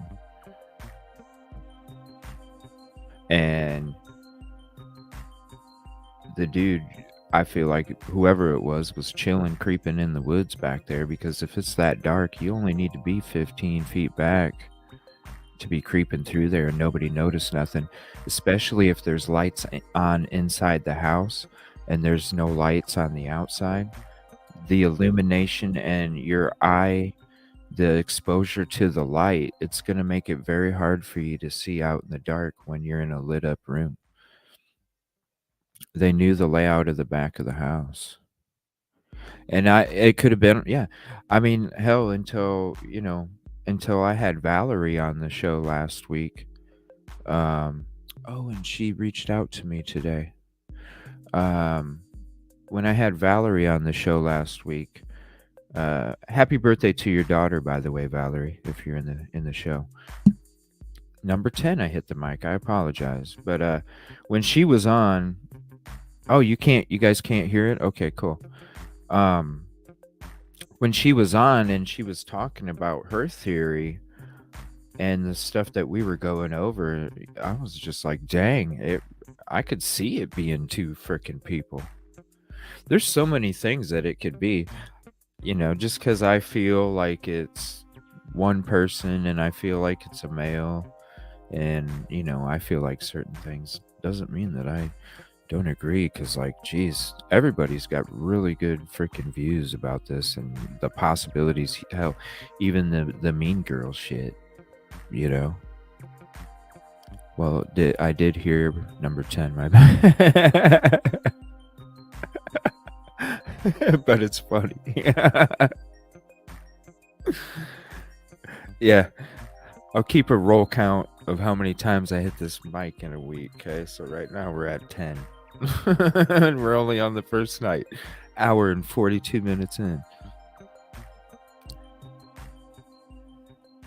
But yeah, I don't know. I just feel like the second floor, I don't feel like they're going to take that chance of getting caught from behind from somebody. Ethan was a tall guy too, so I don't know how tall the person was or persons that did this, but I would just assume that somebody would take out the biggest obstacle first instead of getting surprised. I think it's all crazy, all the jacks involved in the damn jack. Oh, wow. I know. I was talking to somebody about that because we were like, okay, is it Jack or who? What? Okay, what? Last night? What? Huh? It's so confusing. It's so damn confusing still. Man, I wonder if this is going to be Scott Reich Comedy Hour. Okay, there's some Delphi stuff here. Gosh, this is such a good episode too. I'm laughing my ass off, but damn, we need to get to some shit. Why were they so open about it wrong? And so, it's crazy. I don't, man, that Delphi shit, them lawyers are gonna have a field day. I don't know. It just depends what evidence is not being shared in that case, because I just don't see how the superintendent come out and say today's the day if it's off of a ejected bullet. It better have some DNA on it, because if it don't, like I said, watch Scott Reich's video about the Delphi lawyers coming out swinging, and you'll see what I mean.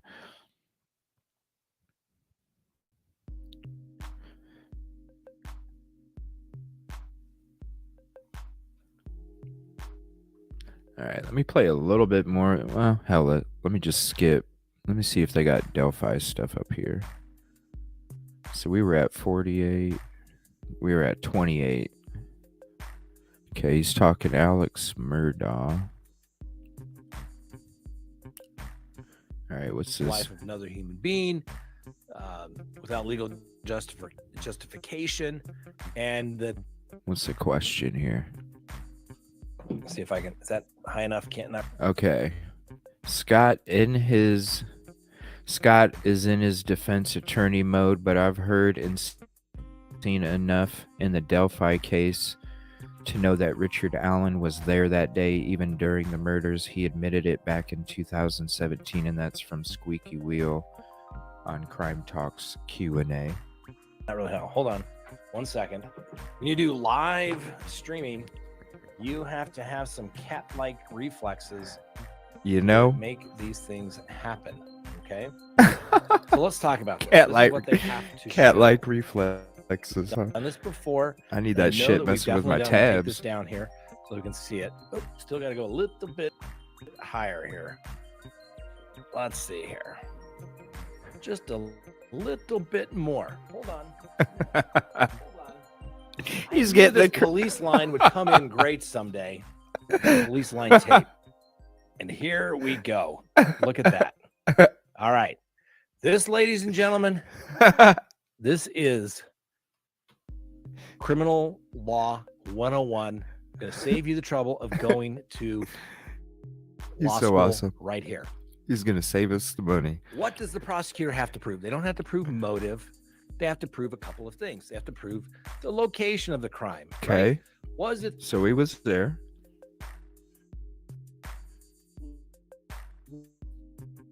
was where the county is pursued, right? Venue, right? Venue. You have to show the elements of the offense. That, let's say the case in Richard Allen, that Mr. Allen, I think he's, committed aggravated Good point, Meister. murder involving a kidnapping. So the offense is they took the life of another human being. I used to wear one detail, and without it's legal very LED, justification, very low light. You can and have that it. there's a Justice. Kidnapping. And the definition Good of kidnapping evening. is moving a person, however, slight against their will. Going to be talking some There you go. There's Delphi. the element. That's what they have to prove at trial. Location, offense. That's why, prosecutors always ask, was that then and in it now? Because they have to prove location. I sent you an Offense. They have to interesting get all the old elements in. interview They got the little regarding checklist over Delphi. Okay, thank you, They have Alice. to have a victim. Silky They have to show Southern Tea, the what's Richard Allen up? case. I need to Here's throw out the young some links here ladies. real quick. Hold on a second. They're no longer with us. Thank you for have joining. The coroner come in and say they're deceased and they've been identified. Got a couple links to throw And up here. Obviously, you got to show date and time. On or Got my about new the date mic the person tonight. Charged. This crime took place. But here's the big one they have to prove. Okay? It wasn't that the accused was just there. Two powerful ladies just entered the stream. They were walking by at or about the same time. They have to prove that it was, in fact, the defendant. Identification. The most important part of any trial. That's why it's such a big deal, right? When somebody actually witnesses a crime, the district attorney asks the witness, now, witness, do you see the man that punched you in the nose here in the courtroom today? His sarcasm I tonight. do see the person. Would you identify where they're seated and an item of clothing that they're wearing? I can. And the witness on the stand says, that's the man that did it. See the defense counsel wearing the blue sport coat and the very nicely tailored shirt that he has on. A blue one, in fact, with nice little checkers on it, blue and white checkers. The DA then gets up and says, let the reflect that the witness has identified the defendant subject to cross-examination. And then the judge says, identification subject to cross-examination. Because that's the most important thing. They have to prove that it was actually the defendant. Right? Not someone that looked like him. Right? Not someone using his identity, but it was him. Well, what happened? And how do you prove that if you have no witnesses? Thank you, Are you going to Phantom. use a mass-produced I appreciate firearm that there's hundreds of thousands of them made, and many of them sent to law enforcement officers? Right? And you can't say when that round was deposited there My cousin Vinny. or by whom? And you have no eyewitnesses. He's fucking on fire All those tonight. witnesses say, well, I you know, feel bad saw not that watching guy the whole walking on the thing. bridge, and he was I feel like we kinda, should looked back down, it didn't really up. say hi. I think there were two girls that said that. Okay. And during that time, He is you on didn't fire see him, tonight. Stabbing anybody, did you? Well, no, I didn't. He was just walking on the bridge. And then you continued walking down the bridge, correct? Yes, we were walking down the bridge. You didn't pay any attention to him. You didn't see him stopping. Yeah, at a he particular thinks this is location. You didn't see flimsy. him pulling out a knife or showing a firearm, did you? No, I did not. All I can say is that we were on the bridge at or about this time, and we saw a guy that looks like him, and that's it. We didn't see him kill anybody, did you? No.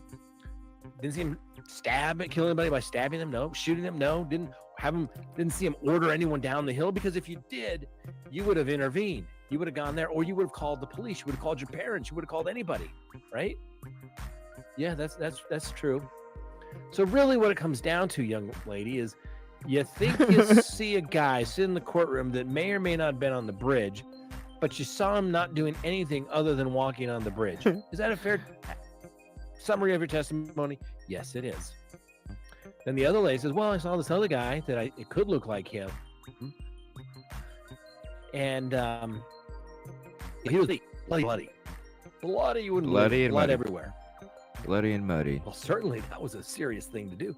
So you, as a concerned citizen, picked up the phone, called the police, and said something's not right. Now, ma'am, are you a trained chemist? Well, no. Did you take a sample of this individual's clothing to see if it was blood? I mean, you said it was blood, but you can't sit here today and say it was in fact blood. In fact, the court won't allow them to say it's blood unless and until they can say that it's been tested, and then it's no longer a blood-like substance. It's actually just blood at that point. You didn't test it, right? So even if they got to that point, Man. the judge would probably say, we're not going to refer to blood. It's going to be a blood-like substance. They're going to say he had what appeared to be a blood-like substance on him. Okay, you don't know if they're working on a car. You don't know if it's transmission fluid, do you? Nope. Wow. I have no idea. Okay. He's really showing Let's you. say Mr. Allen, just like Bud gets up here and said, He's Richard really Allen owned showing Michigan you, on like, the bridge. At the time, Libby and Abby were how there. flimsy this plus shit wearing the is. same clothing as bridge These guy, lawyers are going to and have a parking field at day. the, CPS They building. already Video are will be in this his other doom. case. Triple murder in It Indianapolis. very well may be. But let's talk about the cars. They gave three other descriptions: a PT Cruiser, some type of SUV, and a smart car. They got it all wrong. I mean, they're gonna say, "Well, it doesn't really matter." They tried. Well, guess what? In a court of Right, law, it Justice? matters. Standing And on that each first defense attorney's that gonna say, first "Man, platform. Mr. Allen drove this little Ford. I do have think it was a drone Focus video or that we something can like watch that." if you guys They're want. gonna say, "You said it was a smart car. Here's a Ford. Try and give Focus. us an That angle doesn't really look like it, does it?" to see what's possible. PT Cruiser's rather distinct, doesn't it? Oh yeah. It looks like an old panel side, car. Condensed, but it's got the big long. It's got the four doors in the back, kind of the thing. Not even close. So they got that wrong, and so the defense is going to argue all day long. They have unreliable information. Yep. The police, whether Damn it it, was number shoddy 11. police work or it was the cops' desire to get I know you reelected, heard that the one. sheriff, his desire to get reelected, had to do something and come up with something. And then they're like, oh my God, clerical error? Oh my gosh, this FBI employee put it in the wrong place. So for the last 5 years, we've had no idea. I thought. Hold what was on. going on. I thought the FBI came out and said it was not us. It was the other. I mean, you can get up and argue, ladies and gentlemen, it's work. Shoddy police Very. work. And if had they done their work Just like correctly, U of I. they found the clothing. They found the apparently. I mean, The U of I, a picture of Jeep headlights, but we're looking for a Hyundai Elantra. people are like, wow, why he just saved it at his house so he wouldn't throw his wife off as being suspicious for 5 years. Sea fish ate. It's different The wife would views. recall, him coming home with blood. Like a side view, a top view. Probably not. That I'm sorry. I wouldn't even go walking across that damn bridge. It's that freaking high. And then you got freaking missing railroad ties on that damn thing, so you could easily slip through. slip through, bang your fucking head on your way through slipping through it, and then you're unconscious as you fall? Hell Well, no. she's just gonna lie. Really? No. She said he probably still has the same jacket. There's also the other farmer that looks very similar to that particular guy. Do we have that picture that we had the other day, Frank? Can we put that up? What was the farmer guy's name? What was it, Tom something? Remember the guy, the book writer guy, sent it to us. And I'll be honest with you, is that the guy? I don't know. But guess what? Not my job to do so. But I'm just telling you, don't get so overexcited, ladies and gentlemen. Who knows? Maybe they're holding something back. They have to be. I think they are. Okay. And this is the picture the defense is going to use, how it doesn't even have to be. It's just to create doubt in the jury's mind about it not being Richard Allen. Because look, you can't tell me that that's not going to create doubt in a jury that it's not. Come on. I think it's Richard Allen, but I look at that picture, and if I was a juror and I saw that, I'd be like, well, yeah, I guess I could see how it could be somebody else. He was talking to the fish about the stuff.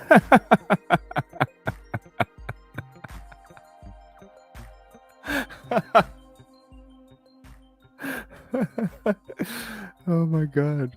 Why isn't it? Right?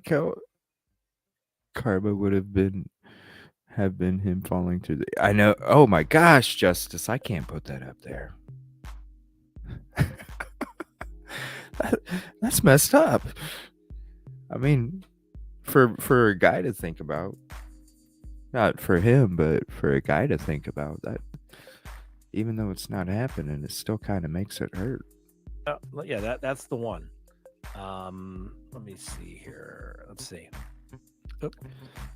I'm just saying as a juror, Kel, like if you put that picture up there in front of a jury that supposedly wouldn't even know that could be resized, right?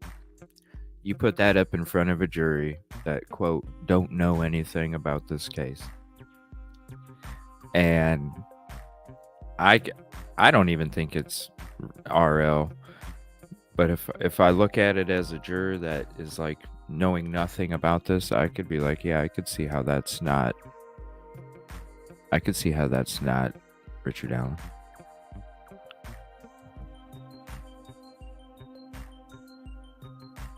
We're looking at that image there. Is that the same guy? If you're thinking, yep, that's the same guy. Similar. Guess what? That's not Richard Allen on the right for sure.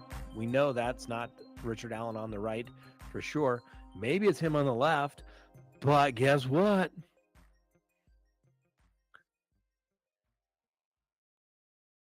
Looks real similar, doesn't it? You think the defense is going to say that?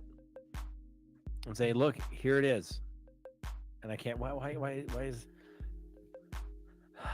What they did is they took a picture of RL from a news interview and cropped his body out of it. And then what they did is they're kind of like morphing the pictures together from the news, because you can see how it's kind of like darker right there.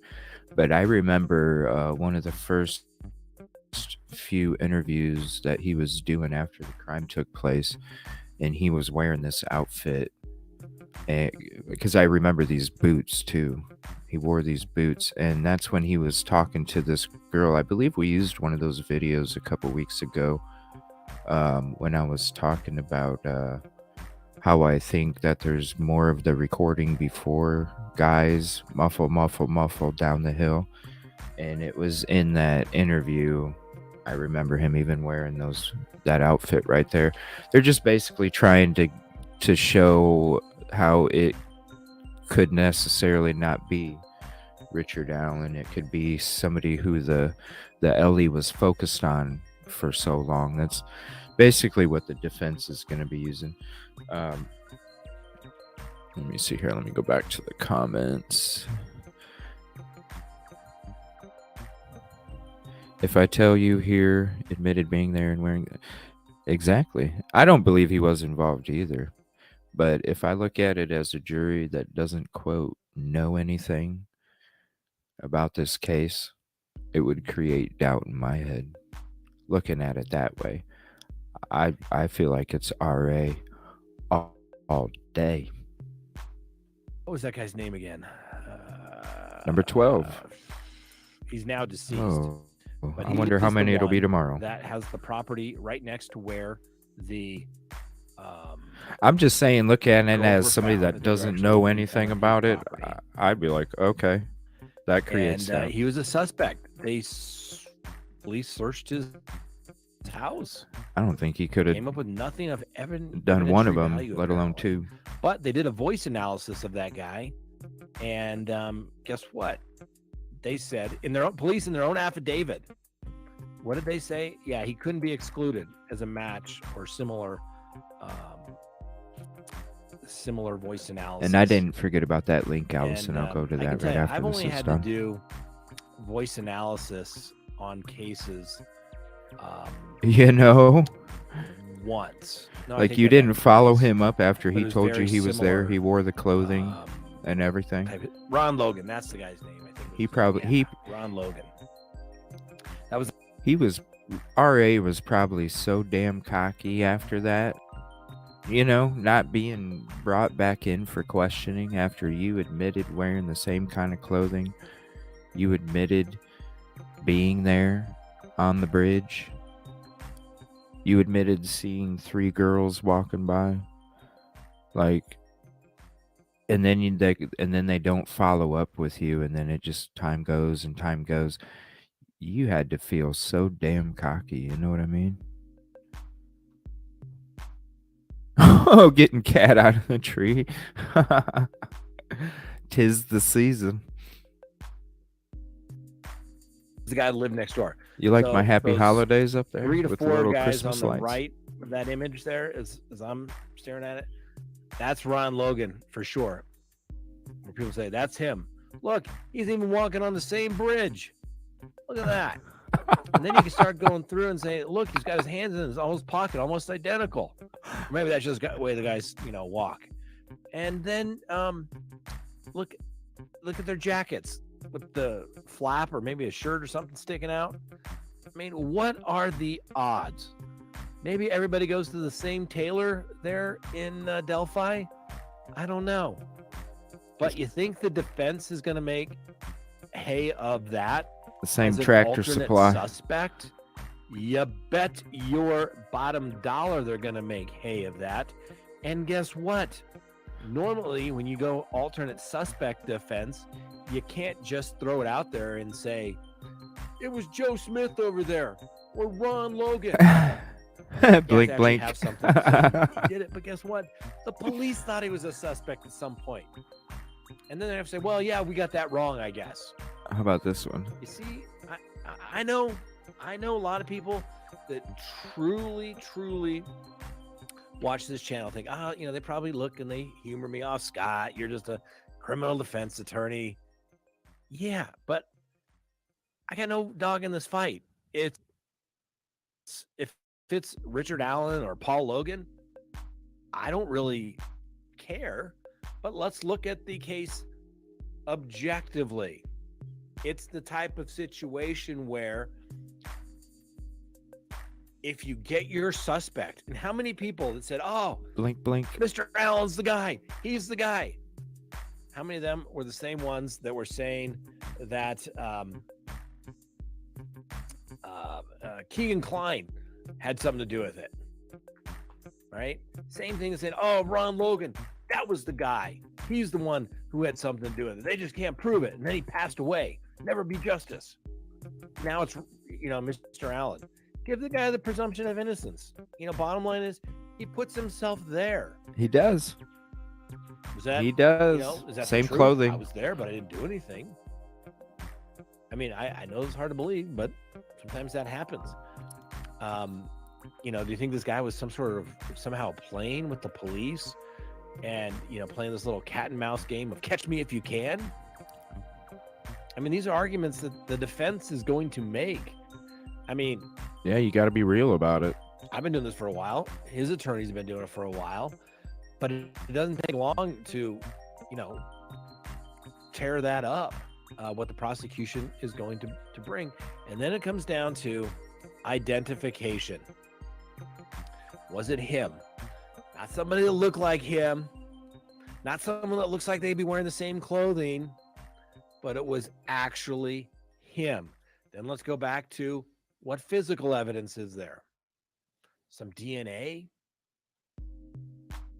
Remember, the police said there was something big. Remember, it was like, ooh, Yeah, maybe there's today's something the big, day. because they speculated Let's tell that the person would be family. keeping some sort of trinket from the murder. And they think, oh, we searched his house. Ooh. And they were digging outside. Ooh, they must have found the trinket. Ooh, and they didn't, did they? Just saying. Yeah, and you came out saying today's The the day. defense, and I don't know whether they did it or not. I really don't. For all I know, he did it, and he told his attorneys, I did it. But, you know, I don't want to go to prison for the rest of my life, so they're going to do their job. But the reality of it is, the defense attorney is going to be able to make hay of everything that the police have Yeah. done and failed to do. Yeah. Oh, you're looking at this guy? Okay. Well, you're on the record there, detective, where you're saying that, you know, Keegan had something to do with it. I got the transcript right here. Good little read. Where the detective's saying, oh, I know you had something to do with it. I know you were catfishing this girl. Right? What's going on? Why did you do that? And then you got, you know, this is a black and white photo here. But It's a shame they didn't follow up, you know? Clerical two error. different people. Allegedly, Mr. Allen, we know Ron Logan, right? Ron Logan's property.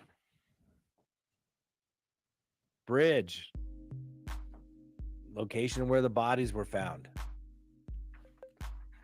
Listen, if I can get this, you know, rather quickly. Good night, do Kid you Kitty. think- Thank you for hopping in tonight. Do you think the defense is going to be able to do it? And thank you again. I appreciate Suspect. Suspect A. We don't know who he is, all right? They said they didn't know who it is. Oh, that's what we can it. absolutely Oh, say is Coat Ron with Logan. the kitty. Huh. Let's put them together. Old McPhil had a farm. Oh, yeah. Ron Logan, they got his voice. Couldn't be excluded. I'm just telling you. I don't know what's going to happen in trial. He could be convicted in 10 minutes for all I know. But I'm telling you, as a defense attorney, he has got something to work with Yep. on his case. They're going to have a And, field day. It's just going to be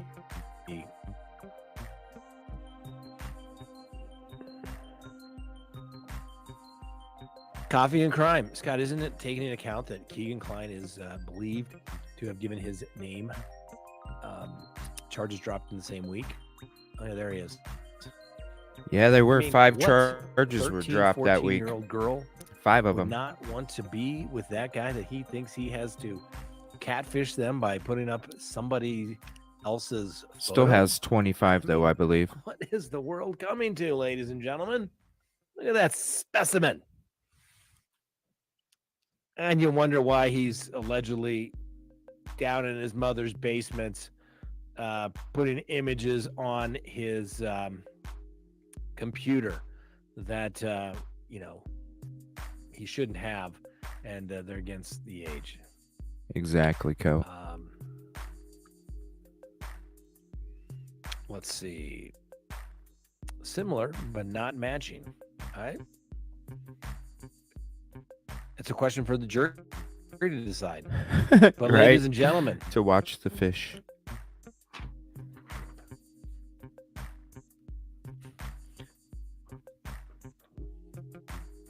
proof beyond a reasonable doubt? Not a vague, imaginary, or speculative doubt, but a doubt that would cause people to pause in matters of great importance. Alternate suspect, no physical evidence, maybe a gun, they say, where a round was not fired, but cycled through. Mass manufactured. I'm just saying. Used by There's things Ellie that can be a done lot. For the similar side here. Yeah, But they're going to that's the have a point. field day. Reasonable doubt, ladies and gentlemen. You think they're going to get up and say reasonable doubt? I mean, yeah, the jury's it's not going to be in Delphi there, or the county. What is it? Collier County or something like that. But, you know, it's reasonable doubt. What, Justice? And yes, Ron Logan is dead. Even better for the defense. I'm not sure, Why? Master. Because he can't come and defend himself. It is almost like it's a perfect storm for the defense. I say that sarcastically, okay? Don't get too serious. This is a comedy hour for this guy tonight. Rebecca says, that's not the same guy. All right. Well, and if you'd made up that mind, guess what, Rebecca? You wouldn't be on the jury there in Indiana. You have to. Yeah, it's like if you don't know. No, I don't know you why sent they me. The excluded the pedophile that they know was talking to one of the girls. It just seems that they've charged him as he was trying to catfish one of the other girls. Ooh, that looks nice. Clearly, I mean, they've got the phones. They know what they can do. But honestly, here, I'll show the picture. This is from Justice. This is the picture of one of the vehicles that's reported being there. Right here. And it's funny. These things are slick as hell. They sound cool as hell, too. I test drove one time because I was... is before I bought my Jeep. And I test drove one of these. Slick as hell. But man, that thing... rode shitty. Then I started looking into them. Yeah, I wouldn't. I went with the Jeep. Thank you. Don't worry, Allison. I'll be getting to that other one here soon, just in a couple minutes. Thank you, Justice. Logan died from COVID complications.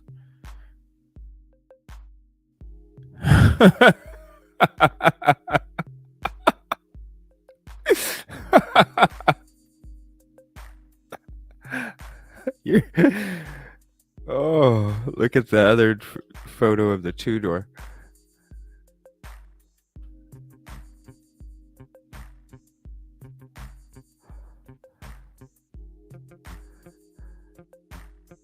I'm just saying, not throwing stones. All right. There's that picture.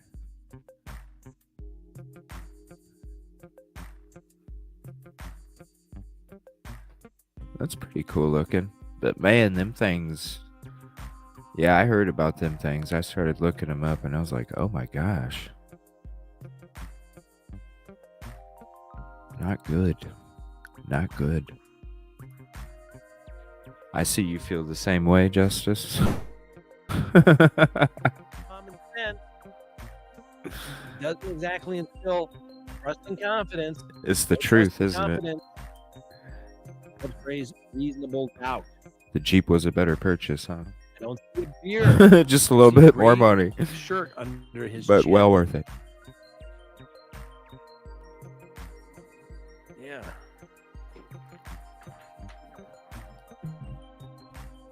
Well, we're not saying that the guy is, How can you see a beard in that picture the anyway? photos taken Come the same on. day, but it is two different individuals on the same bridge. I don't see a beard. Come Just on. saying.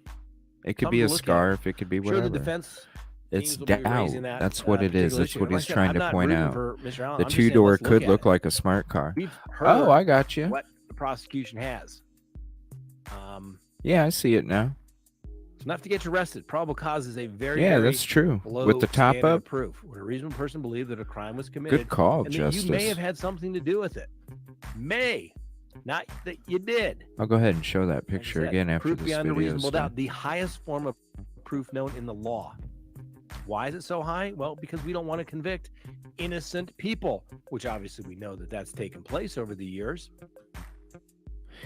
Yeah, he's showing there's a Reasonable lot of not a doubt in vague this imaginary trial. speculative doubt, but a doubt that would make people pause in matters of great importance. And he read through all them papers, and if this is his All right.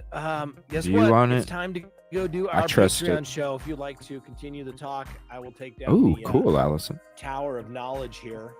Tower of Knowledge. He saved us So money we'll, from going to we'll the sign. college for We'll to get be it. a lawyer. I knew Thank you, Scott. I knew one day And he gave us some my comedy. police tape was going to come in handy. And sure enough, We just missed it did. from 28 Police to line, 48. do not cross. We missed 20 minutes of his comedy. Maybe tomorrow night. All right. Good I stuff. thank everybody for watching. If you haven't, Hell yeah, that was a good program. That was awesome. Okay. Yeah, so I can see what you're saying, Justice. If you got this rag top up and it gives it that low but kind of curvy look to it, I could definitely see how that could appear like a smart car. All right, let me switch to another email here. So we're going to get to this. Another vehicle from 2021. Is this a Gray Hughes video? It looks like it could be a Gray Hughes video.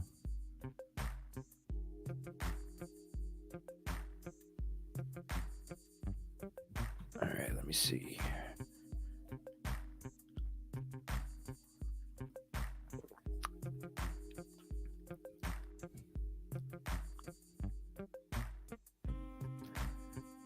Yes, it is. I like his videos. I just try and use the short ones. I appreciate you sending the short one, Allison. And if there's a certain timestamp you want me to go to, just let me know. I'm just going to let the intro play through here for a second. All right. And I'll put the link up to the video as well.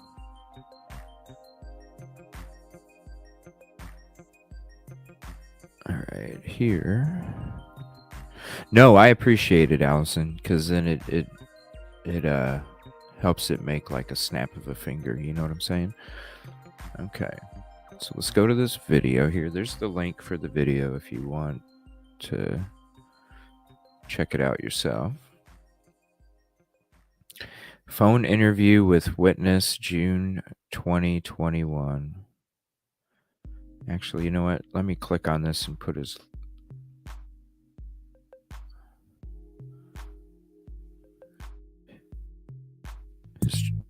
Oh, shoot.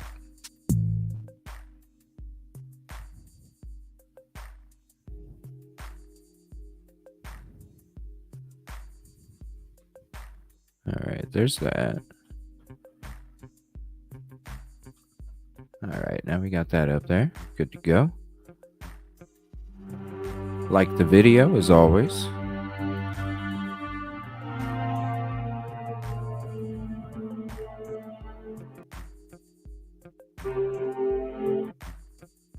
Abandoned CPS building. To tell you, what I saw was the vehicle that they haven't identified parked along the road, and I drove by that morning at 9:15. It was there, and I went to another town, did some work, and come back. And then that afternoon, I was retired from it now, but I was in pest control. I was scanning bait stations to the building right across the road from there. And at 2:07, He's one of the found right best in out there, damn straight. That vehicle was still there, and I thought, that's kind of odd. I never seen it there before or after, and I thought, By the way, if you haven't seen his reenactment of how the crimes took place, he put out a short video of that recently. Definitely go to his page and check out that video too. I totally feel it went down the exact same way. That's why I'm saying I still feel like the second floor was still first and the third was secondary. Thank you, I wonder Allison. why they parked so far away from going in, if they were messing around the Freedom Bridge or the trails or whatever. And I described it, sent pictures of close to what it is. It was an older model car, and I don't know why the police said. Thank you, it Cal. was a couple years later they wanted to know that they let it out that there was a appreciate vehicle parked over in that area between noon and 5. Well, it was there at 4:09 in the morning, and I believe it was an older vehicle. It's something like you'd see a guy catfishing on the river on Saturday morning. So I believe that he must have been in there early. And he didn't go past any cameras. He's turned around, and I had a friend thought that worked at the one Cobb Mail, thought he saw it on the Interside Bridge, maybe around 3:30, 4 o'clock, like he might have been watching or something. I don't know, but When you say the other side of that's the what I bridge, saw. do you mean like the on the other side of the Freedom Bridge over there? yeah, it may have been parked over there after I come through there, and Hey, could you tell? You know where Yeah. when you said you saw the car parked over by the CPS building, was it on the road or kind of like back near off the building? road, halfway between that building and the curve. Okay, and was it sort of just face in, or was it kind of like parked ready to go?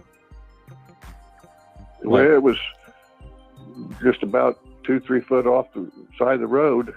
I mean, was it But was it facing head? toward Was the it head? bridge. Yeah. Okay. Go ahead. I think that was you were about to. So, answer. but he turned around, or he would have got caught on there's cameras at that one business a friend of mine got, farm store or something. So he's turned around. He never went on down the road and out that way. He turned around, avoided the camera. You know, there's a camera right on that building.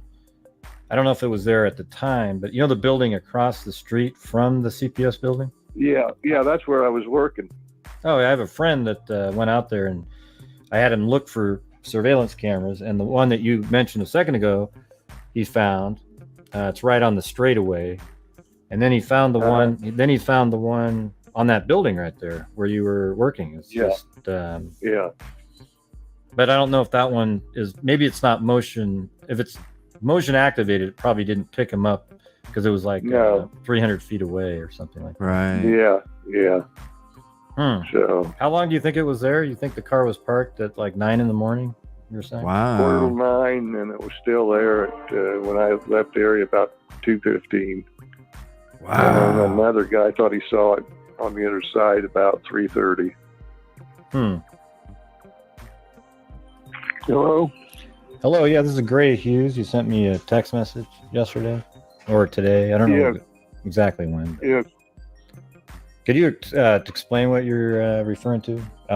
Just so I can hear it. Oh. I mean, it's hard to tell. Thank you, exactly. Allison, for this. It's Brady. I was at the fair, and I saw that one of the officers I'd give some tips to. Ouch. I got to asking him, I said, well, why was the time on this vehicle reported between noon and 5?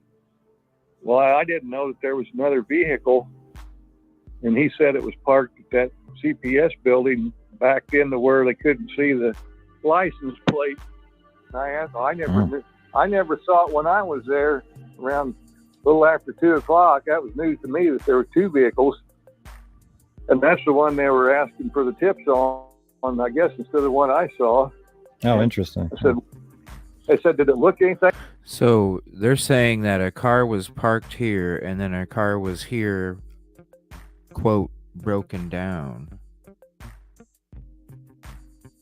Wow. And look, you can both walk that frickin' trail.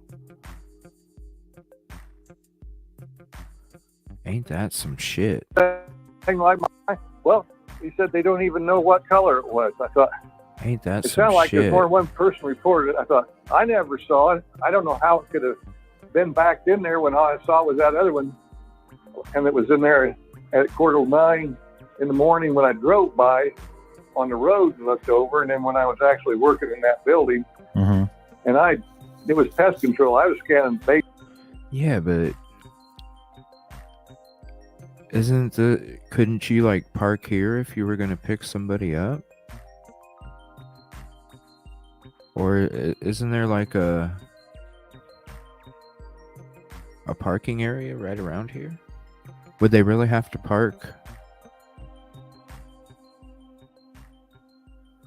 And that's an abandoned building, huh?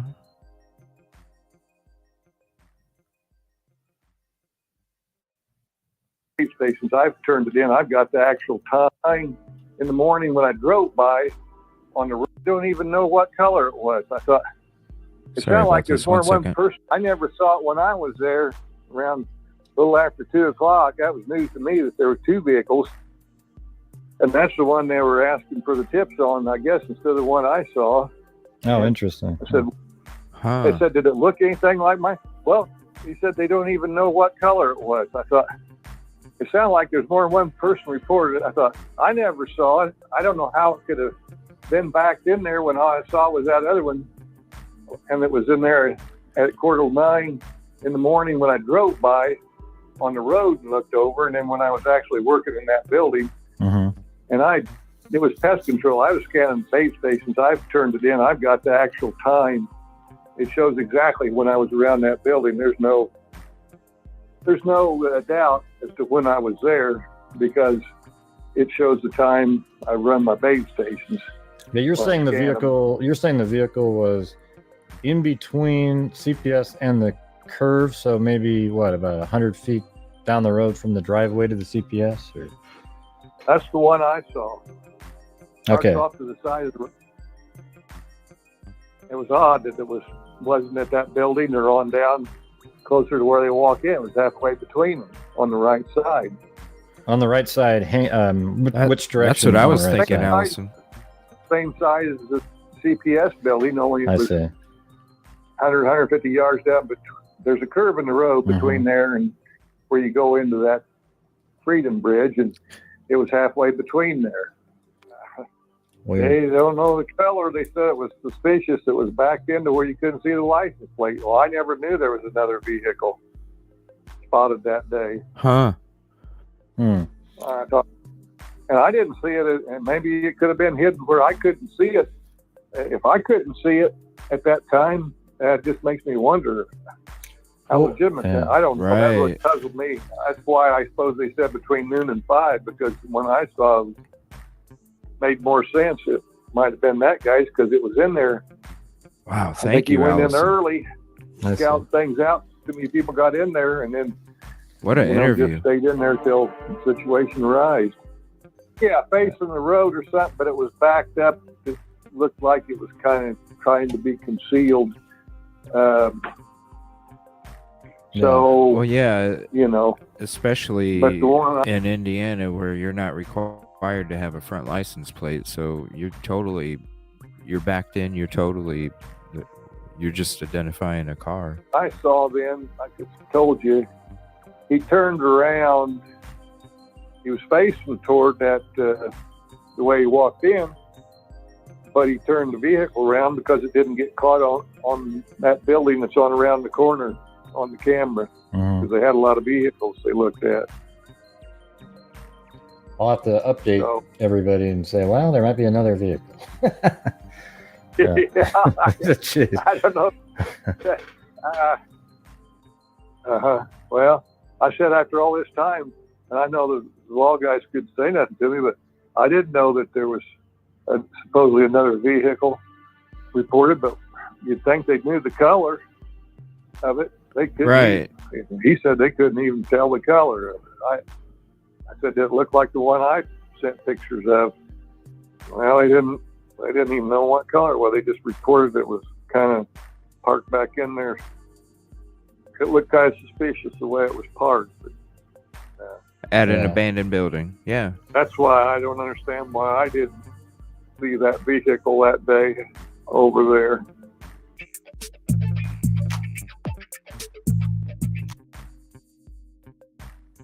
Wow. Crazy video. Thank you. Yeah, it totally sounds like that. And yeah, awesome clip, Allison. Thank you so much. Wow. Let me see if we got any breaking news here. They removed possessions from the home. I'm surprised we haven't heard nothing on Ashley Bush.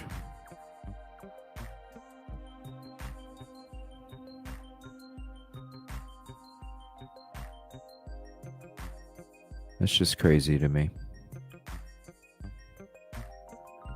Let's see, I'm not seeing anything. All right, I'm going to go ahead and go to my show folder here. Unless anybody else has any links that they want to send. I got some other Delphi videos we can get into.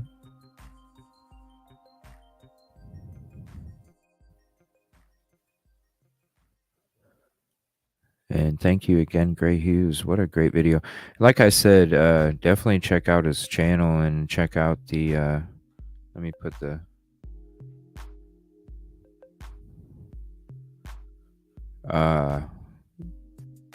even his 3D view of like the home and everything, just amazing work. All right, let me see, what else do we got here? Where's some Delphi stuff? We watched that one. That was a comedy show. I'm keeping that one forever. Let's see here. There was... I'm going to keep scrolling because it was from a few days ago, I think. Yeah, I got a bunch of drone flyovers of different stuff. I think it's farther back.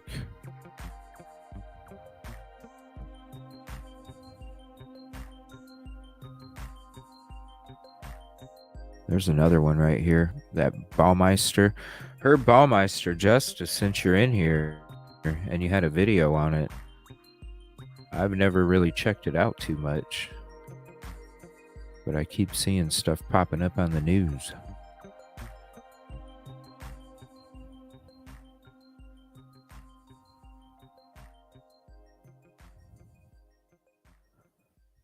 I need to clean this damn thing up. Yeah, I'm getting rid of this.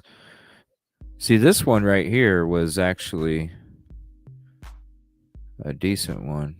I'm not watching that shit no more. This is the one I wanted to watch. Crime Scene to Courtroom. The Connection. Here we go. Gray is awesome. I know. Yes. Especially the maps. I know. I wonder... That'd be cool to... Sometimes it's a little overwhelming for the brain, though, because it's like, holy shit, there's a lot of shit on that map. Like, it's overwhelming sometimes. But it's always a good show. All right, let me click on this. This is one I really wanted to watch a couple days ago. Let me credit the source here real quick. I'm going to go ahead and go to the channel. The Kleins and Richard Allen. What is the connection between these individuals? If any. A question that a lot of us have asked us to in recent times. I guess, Meister, like... So we've just got hold of the... I don't know, this is interesting. There is a lot of discussion online regarding its contents, and in particular, some of the vehicles mentioned in that document. I'm going to draw your attention to a vehicle that I believe could be connected to the Kleins, could have some relevance to the Delphi case. Let's take a look at the following paragraph here. He observed a purple PT Cruiser, or a small SUV type vehicle parked on the south side of the old CPS building. He stated it appeared as though it was backed in as to conceal the license plate of the vehicle. Now, one of the biggest points of discussion regarding the PT Cruiser is the fact that a purple Chrysler PT Cruiser does not really in any way, shape or form resemble the vehicle driven by Richard Allen, a black Ford Focus. And people that say that, to be honest, they do have a point. A PT Cruiser is a very distinct vehicle. It's got a very distinct front and rear end. And the colour purple is quite unique, isn't it? It's not particularly common to see a purple vehicle. So naturally people are saying, well, why has that appeared in this probable cause affidavit? a purple PT Cruiser does not resemble a black Ford Focus. What the hell is going on here? Anyway, a few weeks ago, well, a couple of weeks ago, I should say, I got some information from somebody and they asked me to not say anything, to keep it quiet, which I have done. I'm very respectful if I ever get any sort of information. And I was told that Tony Klein's mother drove a purple PT. What the And fuck? today, that seems to have been confirmed again by a separate What? source who has come forward and said What? Tony Klein's mother had a picture of a purple PT as the cover on her Facebook profile. Now that I've heard this from two completely separate sources, and I've also seen a video online. of Yes, my I own know, eyes of a Allison. purple PT Cruiser Thank parked God, right? very near Tony Klein's house. It doesn't seem beyond the realms of possibility that that vehicle could be involved somewhere. What? The we also mom had ha- talked, didn't we, just a little while ago, about a burn pit at One second. Tony Klein. The And mom, today, that seems to have been confirmed again by the mom had few a weeks ago. Well, a couple of weeks ago, I a should say. profile picture. I got some information from somebody, and they asked me to not say anything, to keep it quiet, which I have done. I'm very respectful if I ever get any sort of information. And I was told that Tony Klein's mother drove a purple PT Cruiser. And today, that seems to have been confirmed again. I by a remember that separate now. source who has come forward and said Tony Klein's mother had a picture of a I remember purple you PT saying, Cruiser you as emailing the me that cover now. photo on her Facebook profile. So now that I've heard this news from two completely separate sources, and I've also seen a video See, always online wearing with my black, own too. eyes of a purple PT Cruiser parked at or very near Tony So- Klein's house, it doesn't seem beyond the realms of possibility that that vehicle could be involved somewhere. Okay, hold on a We also minute. had talk, didn't we, just a little while ago? Okay, so come on, you can. Since we have this zoomed up, let me pull this up real quick. But so do you think that Keegan and his dad both went to Delphi? Because here I thought this whole time that the reason Keegan was waiting at the gas station was because he took his dad to Delphi. But that almost sounds like maybe Tony borrowed his mom's car or had his mom's PT Cruiser.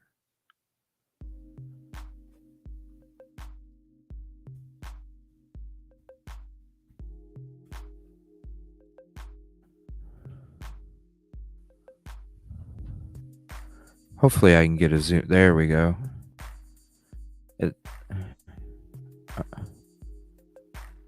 There we go. Okay, so look at this picture, right?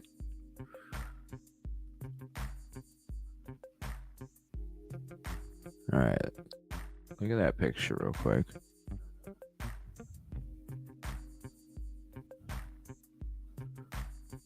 Take the smile away from this dude's face.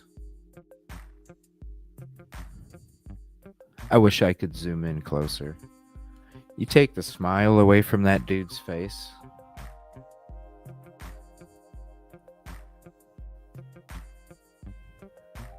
Come on. I need a picture of him where he's not smiling or grinning or nothing. He seems to be doing it a lot in a lot of his photos. But you take that smile away. Just focus. All right. Take the smile away. And when you take the smile and the grin away, you'll notice that where his cheeks are, they'll kind of slim down a little bit, right? Because his cheeks are pushed up because he's grinning. So take away the smile. His cheeks are going to slouch a little bit, right?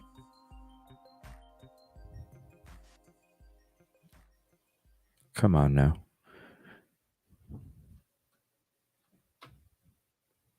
What Justice say? Remember that, let me see here. Tony's mom. Remember that Tony and his father both worked for Chrysler, got the discount? Ah.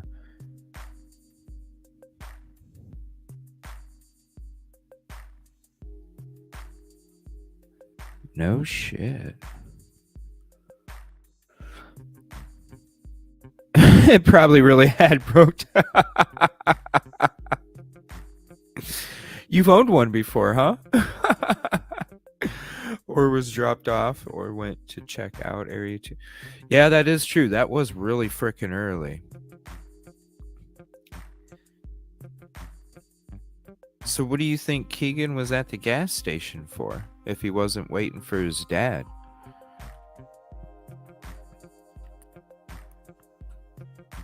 Just being in contact with the girls or something? So the phone that was in contact with the girls wasn't on the trail? Maybe? So a decoy kind of thing? Yeah, I was messaging these girls, but I was at the gas station when I was messaging them. That's what my GPS says. Someone spoke to a guy at Broken Down Car and he said he was waiting for his dad. Could that be them too?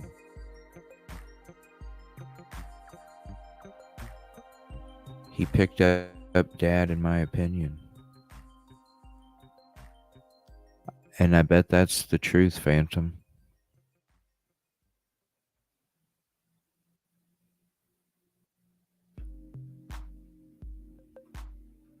How far is the gas station from where the car was left?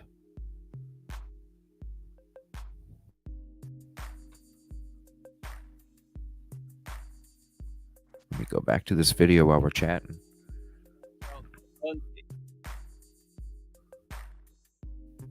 Klein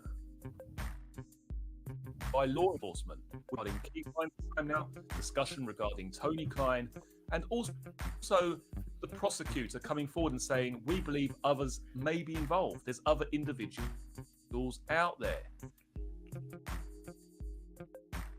So are we in the right?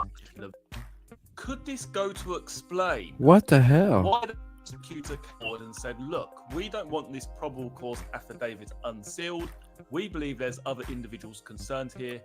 Because when we all heard Wow. that news, when we heard those words, Thank you for looking that up, including Justice. myself, thought we must be looking at other names here. There's going to be a Tony Klein in here, there's going to be a Keegan Klein, there's going to be a Bob Smith or whatever. There's going to be a multitude of different people listed in this particular document, and that is why they do not want it unsealed. But then when we had the defense for Richard Allen come forward, and they said, well, you know, the document's quite unremarkable, actually. You know, it just lists Richard Allen. There's no other names even listed in this document. I immediately thought, okay, this guy must be telling the truth. He has seen the document, and at some point in time, it's going to be released. So he's got no real reason to lie. And I really did just buy into it straight away. I thought, okay, well, we're just looking at Richard Allen here then. But was the concern of the prosecutor the mention of this unique vehicle, not your regular everyday Ford Focus, but a very distinct vehicle, purple in color, a PT Cruiser, Chrysler Right. PT Cruiser? Was the fact that this is classed, I would say, as a fairly unique vehicle, were they concerned that that would tip off the person who was driving that vehicle on the day that these girls died? Now, regarding the Delphi murders, I've said for quite some time now that I do believe that there is a connection here between the Kleins There's gotta and be. Richard Allen. Yet, every time we seem to get a little bit more information released, I do start to doubt that, and I'll be completely honest. I think with my videos, I tend to try and keep an open mind in terms of suspects and who may or may not be connected in this case. I don't just tend to hang my hat on one particular idea and try to make all the pieces of the puzzle fit. But I A have to group be honest, effort. every time we get a little bit of new information, I start to think to myself, have I got this wrong? Was this just a guy on his own? Someone who was waiting for the prime opportunity to live out his fantasy, if you will. Someone who liked hiking, who would probably hang around those kind of areas, waiting for the opportune time to strike. Is Right. that what we're looking at here? But somewhere in the back of my mind, I cannot shake the idea or the belief that there is a connection here between the Kleins and Richard Allen. I feel you, brother. Another couple of pointers which tell me personally that we could be looking at least a couple of individuals involved here, 2, maybe 3 individuals involved in this crime. Yes, sir. Is the fact that we have these 3 juvenile females who give completely different descriptions of an individual. Cal, One of these juveniles it did look cool, stating didn't it? there was a man, he was wearing a blue jacket, a light blue jacket, light blue jeans, and another one of the group saying that she sees a male, black. You know, it makes you wonder as well, Allison. I just don't know why they came out and said today was the day if this is all that they had, you know? You're playing with the family. Especially if this dude gets off somehow. Hoodie, black jeans, black boots. Now, Yep. as covered in a previous video, Wears we all know black. who likes to wear the colour black. We know that that's Keegan Klein, don't we? A lot We of know that Keegan Klein has pictures. spent a lot of time with law enforcement regarding this being questioned over and over again. Another reason I believe at least one individual is concerned here, possibly even at the crime scene itself, is that the picture that I have in my mind regarding this crime is that the girls crossed the creek, and at some point in time, one of those poor girls is going to be murdered. Most likely, the other individual is going to witness this. Yeah. And I don't believe that's going to be an easy task, even if you have a handgun, even if you have a knife. I would imagine that if you see Look that at those happening, pupils. you would at least try and flee. No matter what happens, you would just try. And I know we're going to talk a lot about fight, flight, or freeze. It could be possible that these 2 poor girls just froze and, you know, that was the end of it. But I get the impression that it wouldn't be that easy to contain 2 individuals.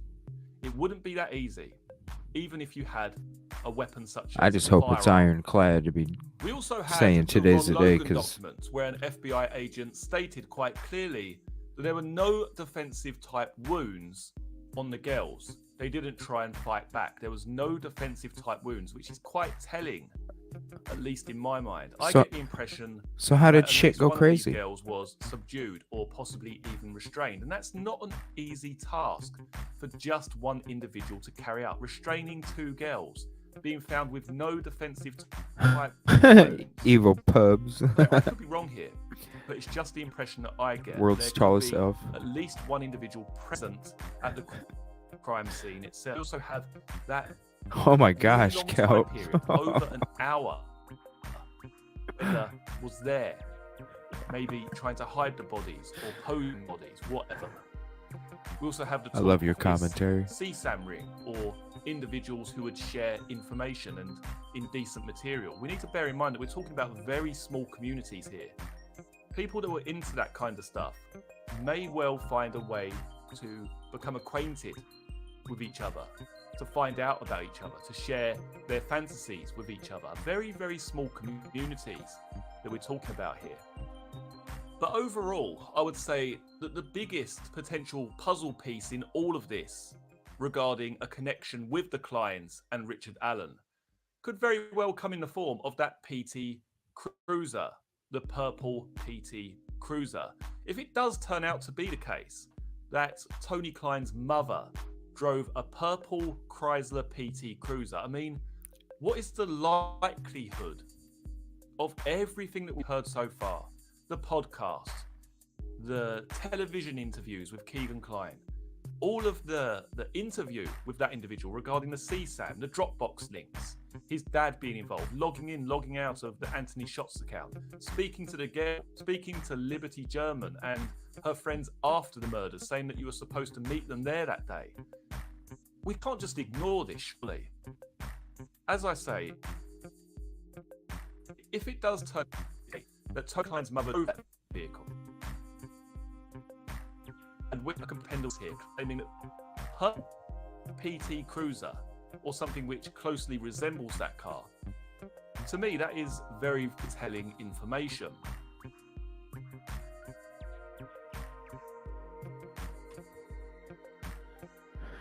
That was an interesting video.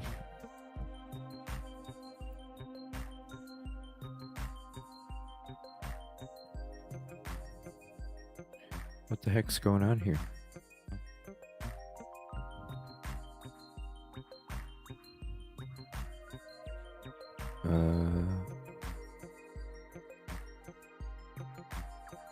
The Kleins and Richard Allen oh my is the gosh. connection, but No. What the heck? Yeah, I'll be getting into more Delphi tomorrow night. What the heck? Why does it keep going back to this video? Come on. Yeah, I'll be... Kleins and Richard Oh my Allen. gosh. Jeez, I'm gonna keep that one. Yeah, I'm gonna get back to that video, some Delphi more tomorrow night. You know, I don't think I'm gonna spend. Yeah, I can get into some of these drone videos too. I don't think I'm gonna spend as much time on the University of Idaho stuff tomorrow, unless there's anything breaking. Maybe spend a half an hour in that, maybe 40 minutes or something. So if I go beyond that and you're in the stream tomorrow, just keep me in check. Just be like, come on, let's go Delphi. But definitely got a lot more Delphi stuff I want to get into. Justice, if you're going to be available tomorrow and you're going to be in the stream, if you'd like to join the panel tomorrow night, just let me know. You're more than welcome to. Be talking a lot of Delphi tomorrow, some more. But we'll knock out the breaking news when it comes out. Whatever is new. And then we can get into some more of this. It is interesting that PT Cruiser and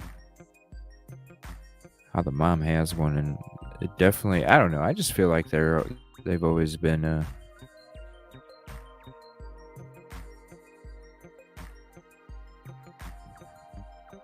involved.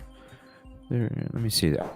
I like that crime scene to courtroom. I'm gonna check out another video of that, but before that, I'm just kind of scrolling through, seeing if there's another one. There's a Dr. Phil episode about Delphi. I'm not sure how old it is. I thought that would be an interesting watch. That's just gag order talk. Okay. That's going past 5 days. So then we got some Q&As we need to get into. I don't know. There's just always so much stuff and I have so little time. I mean, hell, we're almost at 3 hours already. Info left in to scare Tony. What do you mean, Justice? I wonder what he, like, where is Tony at? Like, where is he? I'm surprised we're not hearing about, I don't know anything about what's up with Tony. I know Keegan's in jail. I know RA's in jail. I don't know about Delphi murder suspect Richard Allen about Tony. slipped through the net of law enforcement back in 2017 due to a clerical error. It has been revealed.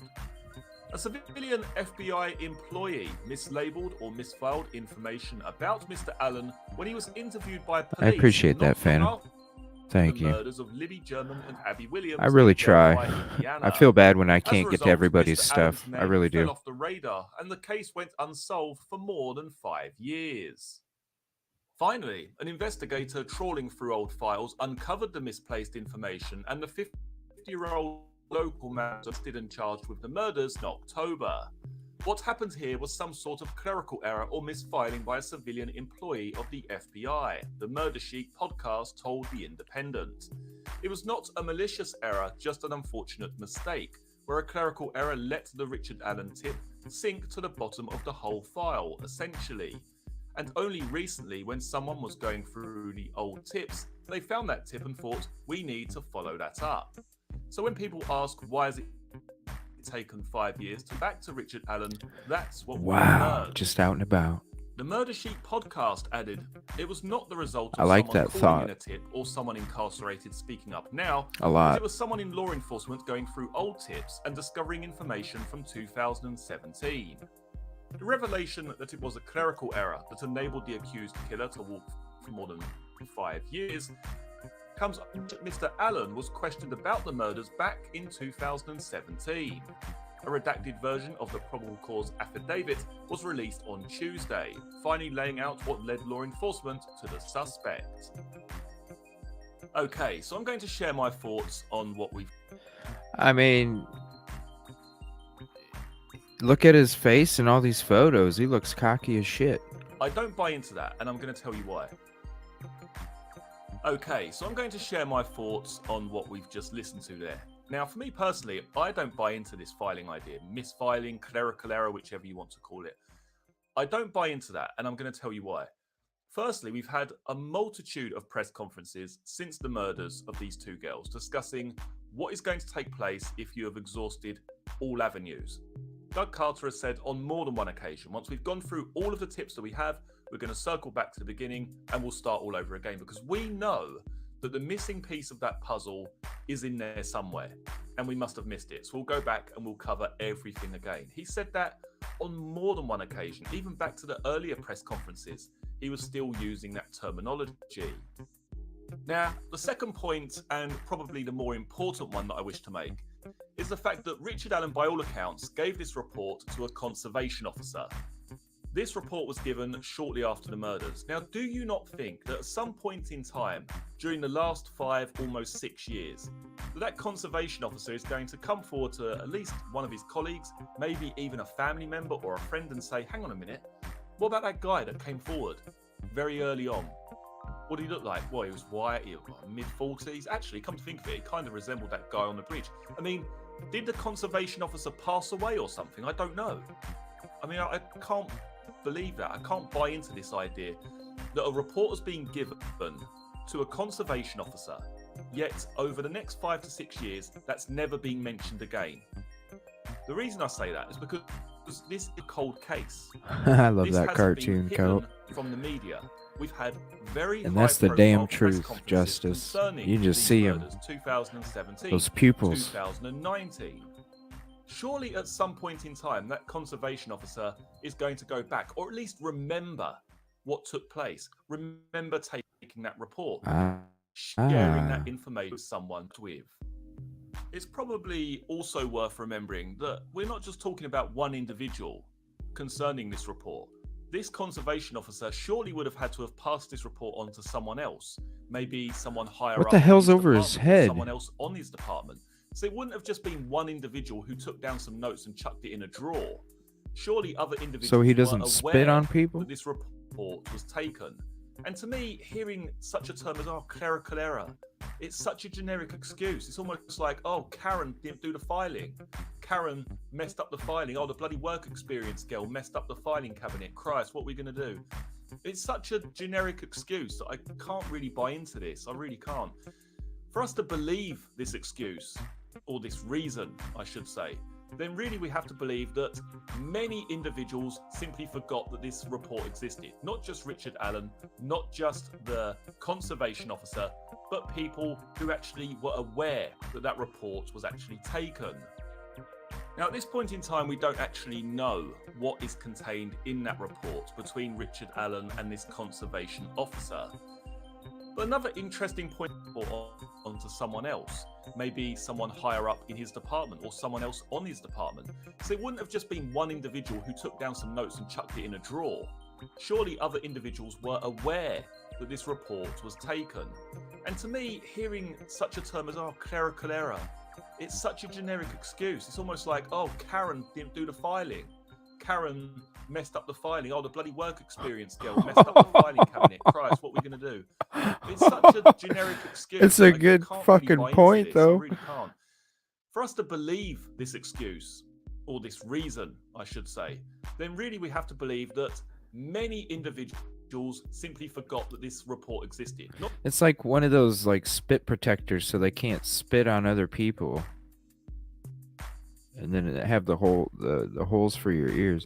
It did look like a panty liner, though. Not just the conservation officer, but or a people hairnet. who actually were aware that that report was actually taken. Now, at this point in time, we don't actually know what is contained in that report between Richard Allen and this conservation officer. But another interesting point to highlight is the fact that we had this abandoned car, didn't we, at the old CPS building. This appeared in the 2019 press conference. Yeah, there's no Anyone way with in any hell I'd be information or walking the across driver that of bridge. vehicle, Hell please no. come forward.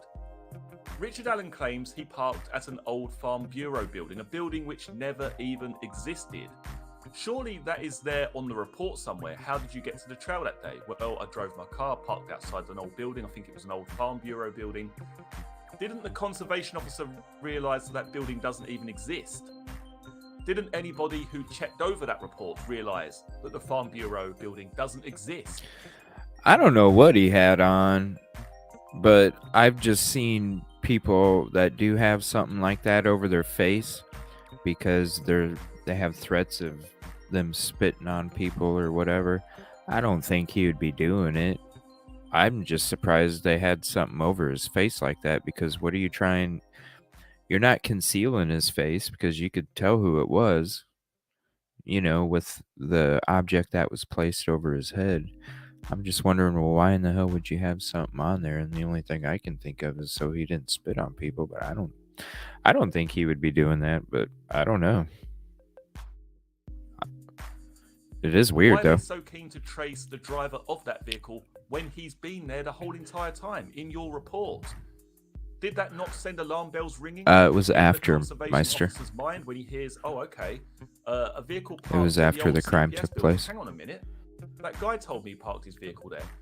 What the hell is going on with this? I thought it was after. Something, as I've said in countless other videos, something's gone terribly wrong here, somewhere along the line. I can't believe for one moment that with all the information that they're looking for, That was hasn't, for some... That was a bulletproof head cover? That thin ass thing?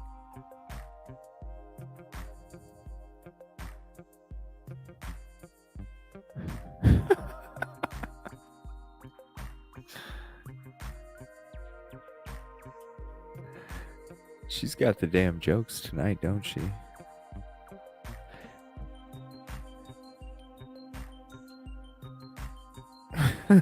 Justice. reason, come back to that conservation officer. I hope you're on tomorrow Hang night. on a I'd minute. love I to did a have you in report panel. Just shortly after these murders, a guy came forward and said he parked at this Come old back with building, that same an old Bureau zest. building, which doesn't exist. I know you're joking. Resembles Cambridge. He's around about the same height. His voice is very similar. What the hell is going on here? I don't buy into this. As I say, this clerical error, this admin error. I mean, many people. You've been on will say, jokes well, all This night. report may be very vague. Feisty, It may simply too. say Richard Allen, he's 40 odd years old, medium build, he's on the bridge between these two times, and that's the end of it. But surely common sense should tell you that if you've got an individual who's come forward and actually put himself near the crime scene, or even walking on the bridge, he's putting himself basically there during the time that these girls were killed. Surely these reports are the ones that need to be the most thoroughly checked over. They need to be packed full of detail that can be cross-referenced and cross-examined and looked into. I know. Come back Not with that just, same okay, zest mid-40s tomorrow, male, Justice. met at the grocery store. Let's get you he on was there panel. between X, Y, and Z. To me, that's not what took place. Surely this is a very detailed report, or at least it should have been. And really the only way that I can see this clerical error being factual is if really the conservation officer made a mistake somewhere. Maybe he did take a very sparse report down. Maybe it was simply chucked in the back of a drawer and simply forgotten about. Either way, whatever way that you look at this, there are serious failings here. Serious failings from top to bottom. I think just the fact that Richard Allen gave this report outside of a grocery store is a massive monumental Oh, I thought she was oversight going to in say the she first had some place. of them bulletproof People who were pantyhose. there that day, people who walked the trail, individuals who walked across that bridge, particularly during the timeline that the police are interested in, the time when these murders were committed. Those individuals are imperative to the earliest stages of this investigation. I know. What they saw, It's good what commentary they on this heard, channel. Even where they walked is incredibly important to these investigators. Yet we're led to believe that Richard Allen just strolled outside of a public grocery store. The conservation officer just took down some notes in a pocketbook. This wasn't even voice recorded. Anyway, many thanks for joining me for this video. Please feel free to share your own thoughts and theories in the comments.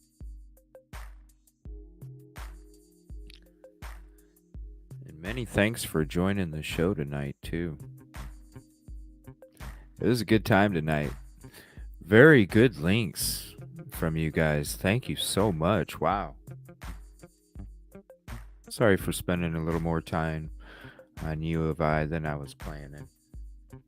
But, you know, like I said, tomorrow, we'll get through whatever's updated or whatever. Try and have short video clips, nothing too long. The Crime Talk episode just threw my whole timeline out the window. I was just having too much damn fun. That shit was comedy. But like I said, we'll just go through the updates tomorrow, whatever's quick, and then we'll hit up a bunch of Delphi stuff. So if you have any links, if you sent one to me before and I didn't get to it about Delphi, please reach out to me. I have so many damn emails, it's hard to keep track. But yeah, just send anything out. Justice, like I said, if you're going to be back tomorrow and you're available, I would love to have you an open panel if you're able to. Bulletproof pantyhose or fish. Kel, the more you know. You guys are so awesome. What a great night. Thank you, everybody. I appreciate your positivity, the comedy, the conversation. It's what makes me want to get on here every night. But yeah, we'll be back tomorrow at 7. Hopefully the mic was better. I only bumped it, let me see, 12 times tonight. So I'm going to shoot for 11 or less tomorrow. And then maybe by, I know, Kel, they're doing awesome. They are doing awesome. We might finally make the playoffs without LeBron. You know how long that's been? And yes, good night. Time to go to... Oh, fingers crossed, Silky. Thank you so much for hanging out, even though you're working. And we got to get you on open panel. We got to get you and Justice on together the same night. For sure. Definitely got to have you both on some night together. Thank you, Bruin. Appreciate it. Always positive. Thank you so much. I appreciate your kind words. Because they do mean a lot. Because outside of this show bubble, you know, there's hate out there. So it's nice when you can get back into the atmosphere and you can breathe all this fresh oxygen. So I appreciate it. Free on Sunday? All right, Justice, if you might be free on Sunday, even if it's in the afternoon or the morning or whatever times, you guys just let me know and I'll go ahead and make sure I get on and we can make a show out of it. That'd be awesome. I would really love to have both of you on at the same time if it ever works out. But thank you all so much. I can't wait to see you tomorrow if you're going to be available. And I hope everybody has a peaceful and positive evening. And stay safe. Don't just stay warm. Stay safe. Good night, everybody.